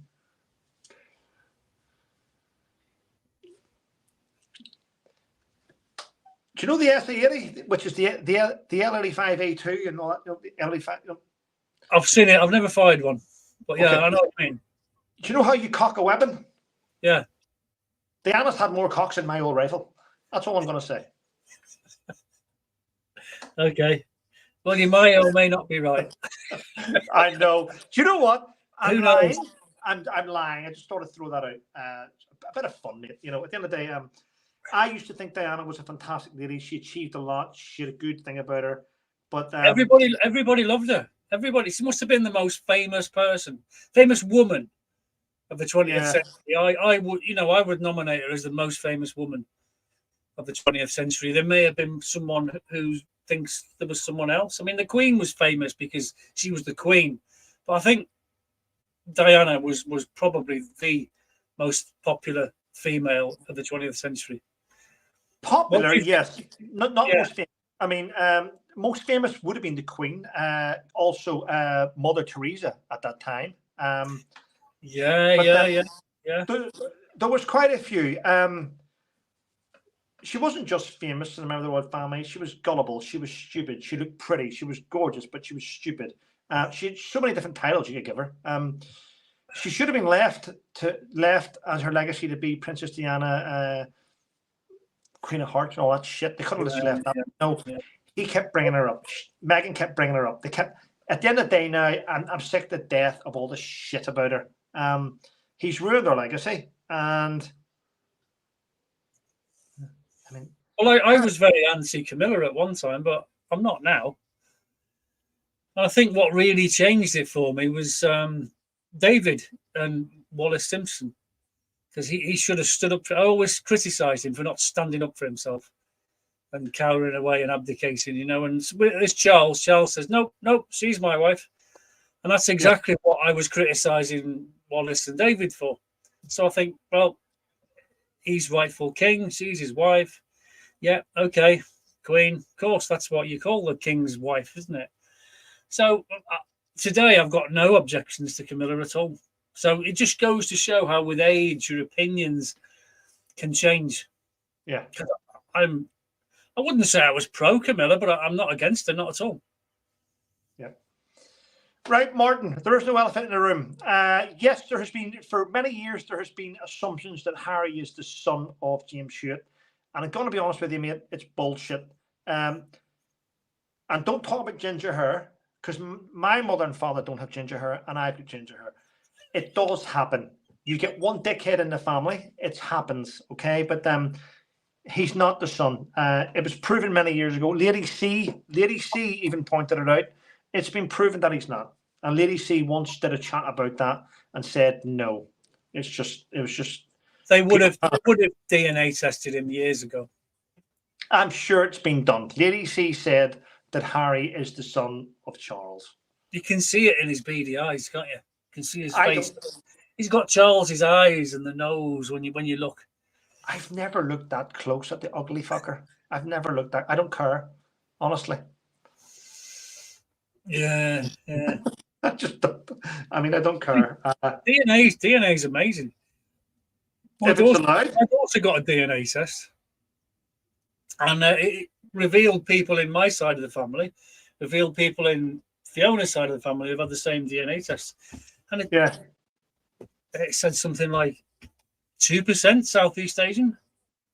We both looked at each other and thought, where did that come from? No idea. I should get myself DNA tested and see what comes back, because it's a fascinating subject. I don't know if have you ever done it?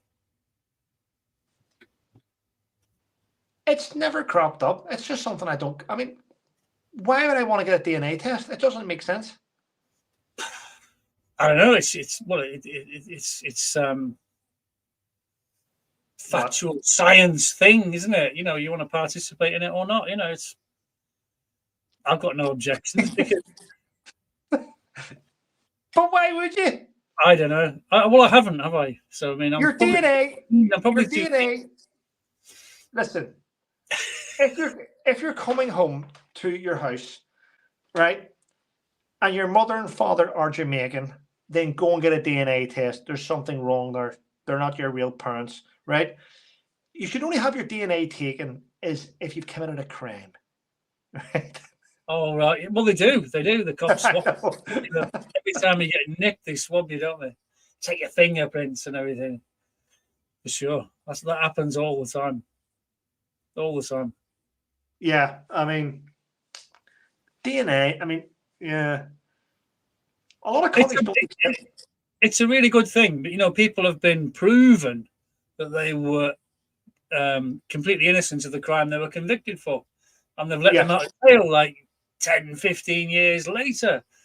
And you think, wow, you know, if only they'd had DNA evidence then, back in the day, you know, because it can, but, you know, you can also plant evidence. You know, I think I used to watch a series called Las Vegas CSI. I don't know if you ever watched it.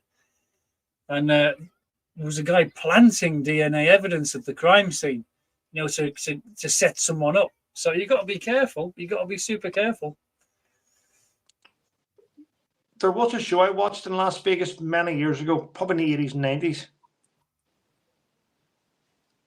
Heart to Heart. I remember that. Do you remember? That was easy, wasn't it? I never liked Robert Wagner, you know. Did you not? No. His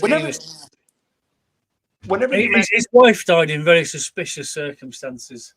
Well, and I always suspected that he may have known more than he said about that. Too many loose ends. Okay. Remember Natalie Wood? No. She was an actress. I mean, he was a Hollywood actress. She was a Hollywood actress. She was gorgeous. And she died. They all got drunk on a boat one night. And she was found the next morning after a fight on board the boat. She was found next morning just dead, drowned on Catalina Island, which is just off the coast of Los Angeles. And I never bought the story, you know. But I mean, to this day, he wasn't charged with anything. He's 90 now. So I mean, I don't know. But I remember the beautiful car they had. They had this beautiful car. I'm looking at the back of it, and the back they had the metal like red going over where you could see the tire in the back of the boot. I remember that beautiful like Cadillac going down. I mean, beautiful. And yes. Heart to Heart you're talking about now. Yeah, Stephanie Powers. She was gorgeous. I mean, come on, everyone fancies Stephanie Powers, didn't we? When you're a teenager. Yeah. I mean, I can think of loads of women I fancied. Olivia Newton-John, for example. I mean, all these women were iconic when I was a teenager. You know, there was loads and loads, for sure. I'm giving my age away now. I'm 62, by the way. I'll be 63 this year if I make it to my birthday. Hi, Faith and Braden. They're both watching you, by the way. They're probably. Are they? Oh, I hope she's not mad at me. Probably. I didn't put my foot in it. Yeah. I can't say things about my daughter because she attacks me and says, I didn't give you permission to say that. Stop it. Be quiet. I Why got so would much you? grief for posting videos when they were little, you know. So much I know. grief. I see some of your videos Can't that you post post. anything anymore. Can't, and I'm really proud of them. You know, I'm really proud of both of them. I get that. I mean, some of the things you post about Fiona and about your kids, it makes me think you're a little bit unhinged, Graham. Really, perhaps I am. I mean, no, I'm I love joking. them all to bits. I love them all to bits. It's been a great life. You know, I'm not knocking it. You know, I don't think I would have been bitter and twisted because I've been left out, and there's things I could have achieved that I didn't achieve. I'm quite happy and mellow. You know, I'm Oh, really happy yeah. with my life. You know, and I've got a really great family. I love them to bits. Yeah, you're And I lucky. hope It's nice. it goes on. You know, What's your biggest regret? my biggest regret was going to jail for 3 years. Oh, God, yeah, I suppose. Yeah, it's I a mean, good. yeah, I mean, messing up, yeah. But I mean, you know, generally speaking, the whole my life, I haven't done anything that I regretted doing. Right. I'm Apart just from going to that, go. I'm just going to go and film. yeah, I have go no for one it. here. Go for it. Go for it. Chat away. Tell people your biggest Go regret. for it. My biggest regret was going to jail. Yeah. Smuggling cannabis from Amsterdam. This was in 1992.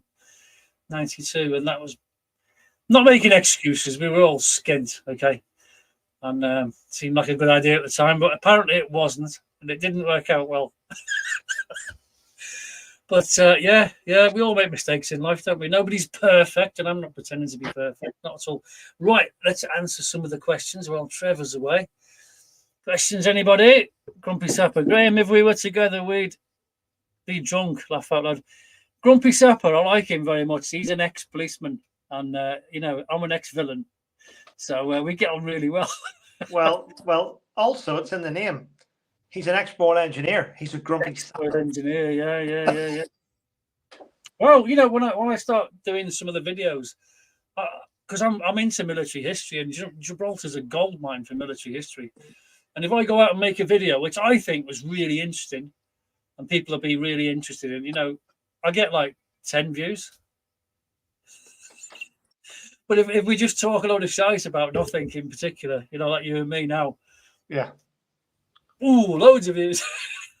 Well, you know what? I mean, I only give people, truthfully, I give people 9 minutes warning that we were doing this live. 9 minutes. Yeah. Well, I think that's not bad. How many views? I don't think I can see how many views we've got. No, I'm on the StreamYard page. I can't see. You'd have to go onto the YouTube to see how many. I don't know. I can't tell. Can somebody tell me how many? I could Probably get 20. do you know what? I could get 1,000 views for this, or I could get 1,000,000 views for this. It makes no difference. I'm not earning a penny. I know, but it's good to have the crack, isn't it? And just come on and talk.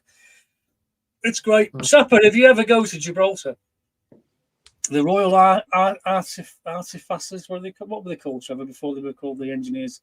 Artificers. Anyway, they built the King's Bastion here in Gibraltar. That was the first thing they ever built when they formed the unit, because they said, "Oh, there's a bit of a weak point in that wall. We'll build a fort there on the wall." And that was the scene of the biggest battle in Gibraltar's history. And I think things like that are really interesting because I can go into it in great detail. Grumpy Snapper wants to know if he can come on. The truth is, he can come on, but unless I go out of this to find the link, I can't. I haven't got the link. Well, we'll just put me in the green room and bring him on. I mean, I'm still here. I can't go out. You can't go out. It's your channel. You got to stay in, mate. You take me off and put him in. But I can't find the fucking link to send to him. Oh, I can put the link in. It's in StreamYard. I'm not very good. I'm in StreamYard. Let me post it. I'm not very good at this stuff. Connect. Hang on. I'm a retard, like Joe Biden. Hang on. No, I can't figure it out. Hang on. Maybe if I go into, I might get a bit of an echo here because I'm going to go into YouTube and post it there. Well, I sent you in WhatsApp, didn't I? Oh, you did, yeah. Hang on, I'll go into WhatsApp and look for it. See, I'm an old person. I'm not good with. Here we go. Copy. Thanks, Zep. Go on and paste. No, I still need to go into YouTube. I can't post comments in StreamYard. Oh, well, there we go then. I'm on it. I'm doing it. YouTube. Unless you send it to him on WhatsApp. Oh, I could do. That's a good idea, Trevor. See, that's why you were a sergeant and I was just a private. Just click onto it in WhatsApp. Paste. Sapper, it's in WhatsApp. You got it. I've got it. He's got it. Right. He should be on any moment. I'm going to say goodbye and I'm going to watch from the sidelines, okay? I think he's coming on to chat with you, Graham, and you're about to leave.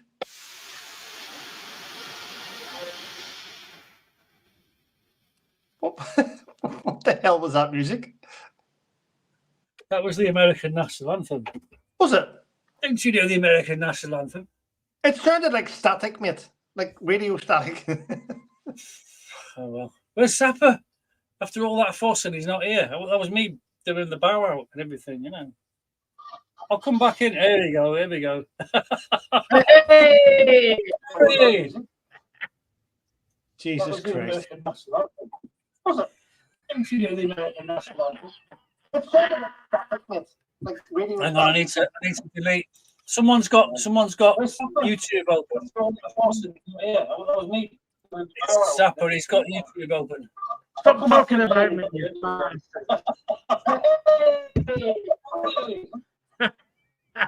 Tell him to close YouTube. Hang on a minute, let me just pause that. Someone's got us YouTube open. Right, I'm closing YouTube. Sapper, he's got. Is that better? Yes, just mute the YouTube page. That's because it's Can you hear me? about 7 seconds beyond. That's what. Yep. Yes. See it. There you go. I've muted it. I've muted it. So he's a cross between Prince Harry and Oliver Hardy. Oh, and you can knock me off, Trevor. Oh, yeah, knock me 'cause off I'm and fat. you have a chat with Cheers, Sapper. mate. Are you sure, Graham? Yeah, you're I'll be fine, watching. mate. You can get back in later if you want, but give him a go. There we go. How are you, mate? You Look okay? how quiet. Look how. Yeah, not bad. Just chilling here today. Yeah. Just. Oh, it's good to I've see had you, a mate. quiet It's good day to see today. you. I you, mate, went yeah. on Temu, right? And I got the whole royal family. That's just crazy. But yeah, listen. Timu's. Yeah. I'm sorry, that one. That's from Timu. You need one, Trevor Cole, MC. I've got one saying live on air or something out there. I've got one like that. Bought mine probably about 2 years ago. Yeah. Haven't used it in a while though. Yeah. I only come on I like know. Graham phoned me up. It's something different. Graham isn't it? text. Exactly. That looks nice. Graham texted me about 6:45 saying, Trev, let's do a live. I won't say why. I says, yeah, why not? Just give me a few minutes. Yeah. Had nothing to do. Just she's at work until 10 anyway, Yeah. so I'm sitting here chilling. And I was in my house today, and my son he's had like 4 or 5 sleepovers. He keeps bringing mates across. His mates love staying in my flat. They love staying with me because they get good food. They're left alone. They can play their games day about late. I have cut off though, even though they're on summer leave. I'll call it, even though they're on summer leave. I'm gonna be honest. Cut off 10:30. Boom. All games out. I don't care. I'm like, no, sleep. Yeah, absolutely. Yeah. But you gotta have some routine. Yeah. And they go out. Yeah. And they love it because I clean their shoes, don't they? I have someone keeps posting in my videos. Right. Listen, Honestly, when are you gonna let him do him himself, Trevor? And I'm like, listen, just shut the fuck up. I like the clean shoes. I enjoy it. So whenever my son comes in from football, I know he should be cleaning his shoes. I know he should, but I enjoy it, mate. I used to do shoes in the army. I'm not there anymore. To me, it's routine. Yeah. I actually like doing it. I like cleaning shoes. It's fucking, I know it's weird, but I do enjoy it. So I'll keep doing it. Yeah. Some people get wound up though. He should be doing it himself. himself. About routine. Yeah. It's like ironing. I hate ironing. I've got a pair of shoes. I've got to be honest. I have a pair of shoes that I always clean, and they're very, very shiny, and they're ready for Remembrance Day every year. Every year, they're in my shoe cabinet, ready to go. Gillian's will join the chat. John's on. Big Griff, he's on. Proper dad. Thank you very much. All good. The Spencer's house, same colouring as Henry. There's a lot of good people in the chat, but we've got things that we picked up in our old work and we stick with it. I mean, see, ironing's one of them things which we have to do it though. But I hate doing it. But I hate ironing until it needs to be done, and then when I do it, I'll iron fucking 10 shirts in a row. Boom. I'll smash it out. I'll smash it out in one afternoon. Absolutely. And then I don't want. Yeah, but I hate doing it. But the only thing that I iron is if I hate it when my wife touches my shirts. I would rather iron my own shirts.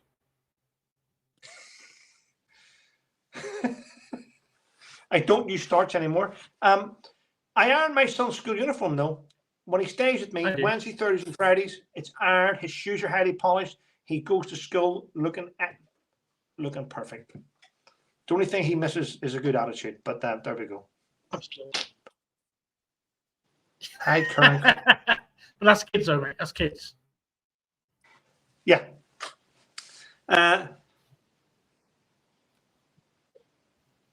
Someone said there. What? Gillian says, I would love to know more about the archaeological side of Jib. Well, Gillian, the guy from Gibraltar's not on anymore. Listen, I've been to Gibraltar. You need to go to Jib.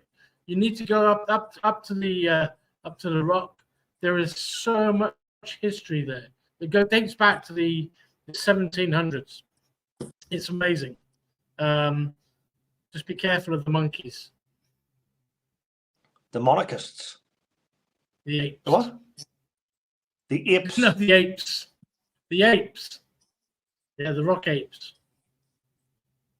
What the fuck are you talking about? What are you on about? Apes as you walk up there, there's monkeys, there's apes as you go up, they'll attack you. Oh, okay.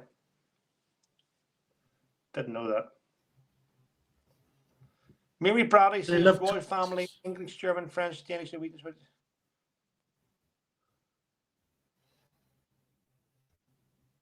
I've no idea. I mean, I'm going to be honest with you. I mean, as ex-military, I swore allegiance to the Queen.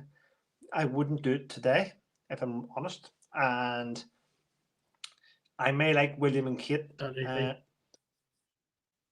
like William and Kate. They come across as nice people. I don't really have much time for my king. I don't really like him, if I'm honest.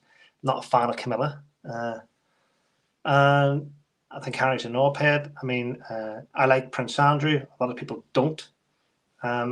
Edward, bit of a whinger, but you know he's managed to stay through it. I mean, I remember the days watching It's a Knockout, where the royal family did like an on-course on TV. I think Sophie's wonderful, but I think Princess Anne is not as highly thought of as what she probably deserves to be. I think she deserves to be right up there. And you know, someone just asked me about the royal family. She's the queen we never have. She is. She's a wonderful person. I also like I like Edward and Sophie. I think Edward's a bit of a whinge bag, but no, Sophie's kept him together and done a good job. I like Zara Tyndall and Mike. I think they're going to be. Yeah. I think they'll get more involved as the years go by, which is good. And I don't like Beatrice and Eugenie because I think they're little gobshites and spies for Harry and Methane, and I don't think they should be involved in the family. Absolutely right. Totally agree. I've got my own opinions of it. Everyone's different. I mean, I don't hate any of them. I just like different members more than others, which we're all entitled to do, aren't we? Royal family or President Biden? Yeah. Mary Bradley has just said royal family or President Biden. Well, clearly royal family because one of them is retarded and it's not the royal family.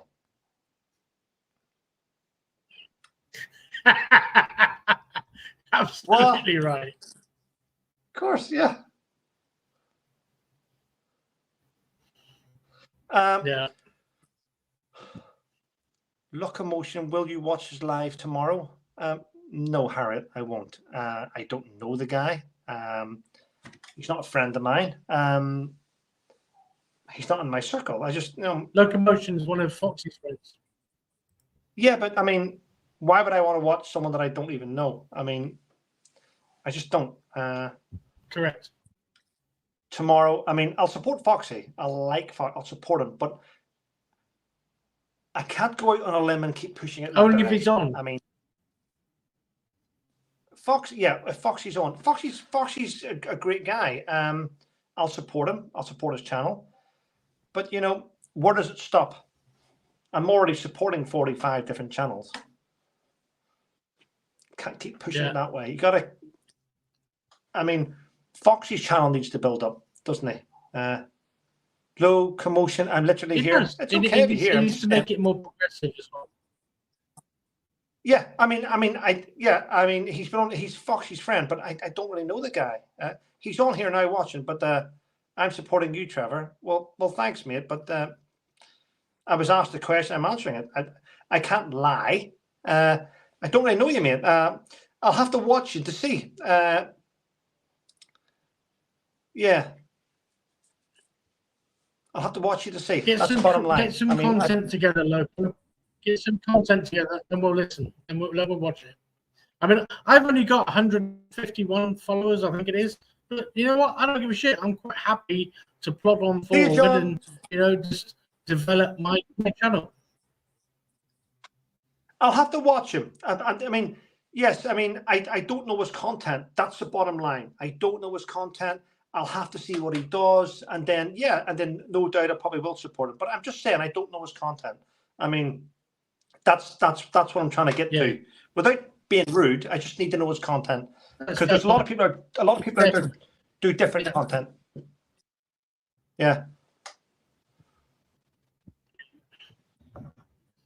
It all takes time, Once you, I mean, I'm completely new to doing YouTube, and you know what? I'm very humble for the people that want to come and watch me, and I will try and keep people entertained and and give as good as I can get. But I won't do anything about what's going on in the world at the moment. I'll just keep it to my content of what I'm doing. But exactly. When it comes to us talking about military side of it, I will always give a positive attitude towards it. Mate, that was my point there, but I'm trying to get across. Someone just throws a name at me and goes, "Are you going to watch us live tomorrow?" I said, "I don't know. I don't really know the individual. I'll have to see his content first. His content might be fantastic, and I'll probably get involved and support him. But I'm not going to lie on a lie to people and say yes, unless I have to be honest. I mean, you have to have integrity. So I will go across and have a look at the guy's channel, and you know what? If he's great, then give him a thumbs up, give him a shout out, lift him up, help him on his way. But everyone's different though. That's my point. I can't just say, I'm not chasing after friends and followers. I'm just, if you can't be honest, mate, if that makes sense. Yeah. I mean, don't get me wrong. I love starting a new YouTube channel. It's nice for people to come and join me. There's no intention to say come and join me. If you want to join me, then join me. I don't give a shit. I'm quite happy to provide an honest appraisal of who I am and what I can give you.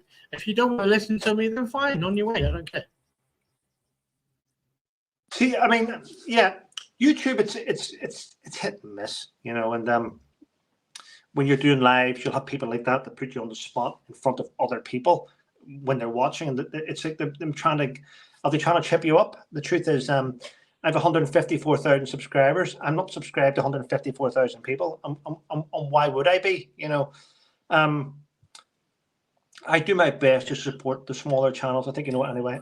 I do my best to support as many channels as I can, but you know, I can't be there to support every channel. I will try my best though to support smaller YouTubers and lift them up.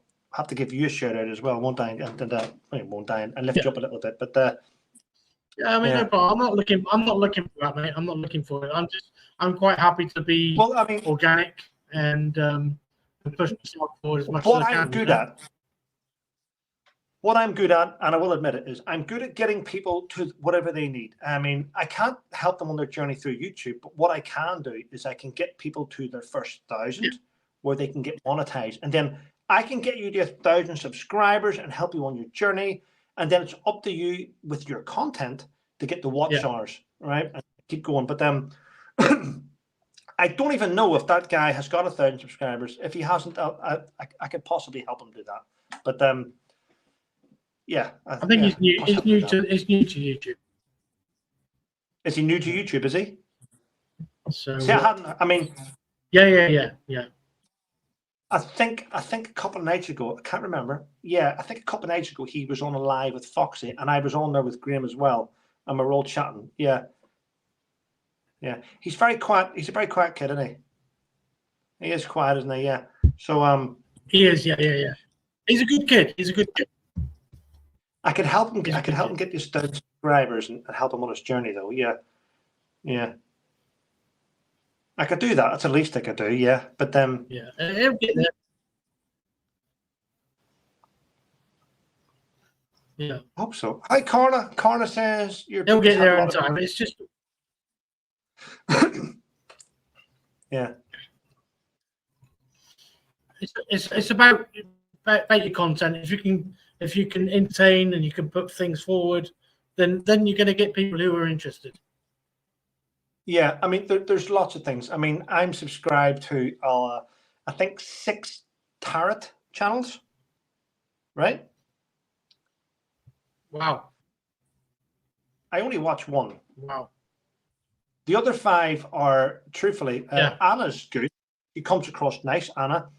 The other 5 come across as just, they're dead in the wood. I find them quite boring, but I only subscribe to them to support them. I mean, so I'm not going to watch people's content if I find them shit, mate. And that's the bottom line. I'm not going to lie to you. If I find you shit, I'll subscribe to you, I'll give you a shout out to help you up, and then you're on your way. I'm not going to watch you again because I find you shit. And I've done that to quite a few channels, but I stick to my niche. I stick to people that I find that I enjoy with. I mean, your channel is only new, so we'll have to work. I'll have to do something with your channel. But I watch Graham and Fiona. I watch Sue Smith. There's also a channel in America. There's also a channel in America that no one knows about. Not really. If you are in the chat, you will know Sue Me. Sue Me is a young American. Well, not young. She's an elderly American woman who does great content. And whenever I was demonetized 2 years ago, she started doing things and giving proceeds to PTSD resolution because I couldn't do it. So I mean, what a wonderful thing to do by that lady. So you know, I like Sue Me. She's great. I mean, there's also Royal Daily Tea. There's quite a few channels. There's Foxy. I mean, as I said, Annabelle, the Fitness Hutch. There's a few out there. And I mentioned Sue Smith and Duchess of North Sussex. I mean, the list is endless. I can't keep going. I mean, and this is the thing. This is the issue I have. If I give a shout out to 6 YouTubers, then I get another YouTuber going, "What about me?" And I'm going, "Fuck, well, I forgot about you." I can't just name 60. You can never please anyone. You know, there's too many people that, you know, which is a shame. I started giving out you'd be good to chat to. The old Paratrooper podcast. I give him a shout out. He's now got 14, nearly 1,500. He's very interesting. Very interesting guy. He's a nice guy, mate. Yeah. I mean, I've been following Annabelle. I mean, Annabelle and me, we've become really good friends.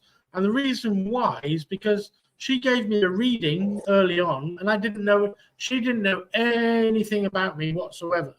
And when it came to doing the tarot cards, she gave me a reading, and she told me things that, how would she know? And I was quite amazed. And that's what gave me the bond. I've listened to many tarot readers, and I'm thinking, well, that's actually crap what you're giving me. But Annabelle is the only person who's given me something that's actually true. Yeah, she mentioned something about me a while ago. It was very surprising. Yeah, she's good at what she does. I mean, I've never believed any of that stuff. I always thought it was nonsense. But Annabelle did a chat with me a while ago. Me too. And she came up with a few things which I hadn't told her, but she managed to find out, and I was like, how did you know that? Type thing. Yeah, but yeah. you know, I get confused. Since she told me that it's not even on YouTube, it's not even on the internet, and she told me things that only me and my wife know about. And I'm thinking, whoa, that's kind of scary. I know. Right, there's two here. You've got the Clover Queen DQ. I'll have to have a look at that channel, and the Royal Tea House. I'll have to have a look at these channels later, and just to see where I am on these. Hopefully their channels are doing well, but I learn a lot. I do get some channels pop in, and I don't. Yeah, I've heard of the Royal Tea House. I've seen them in the chat quite a few times. Yeah, I'll have to check their channels out. Well, listen, buddy. I'm gonna shoot on. They're on here for over 2 hours now, so I'm gonna shoot on and have try and chill. No Go out, be home soon. You've got me on WhatsApp. Yeah. Let's have a chat. We'll give my love to Commander, and we'll catch up soon. Yes, mate. Let's have a chat and organise a little live stream. I mean, you can have a chat, okay? That'll be fun. Yeah, that sounds good. All right, buddy. You take care of yourself, yeah? Thanks, everyone. Have a great evening and have a great weekend. All right, take care. Bye-bye. We'll chat later, Lee. Bye. Bye, everybody. See you tomorrow night. Bye.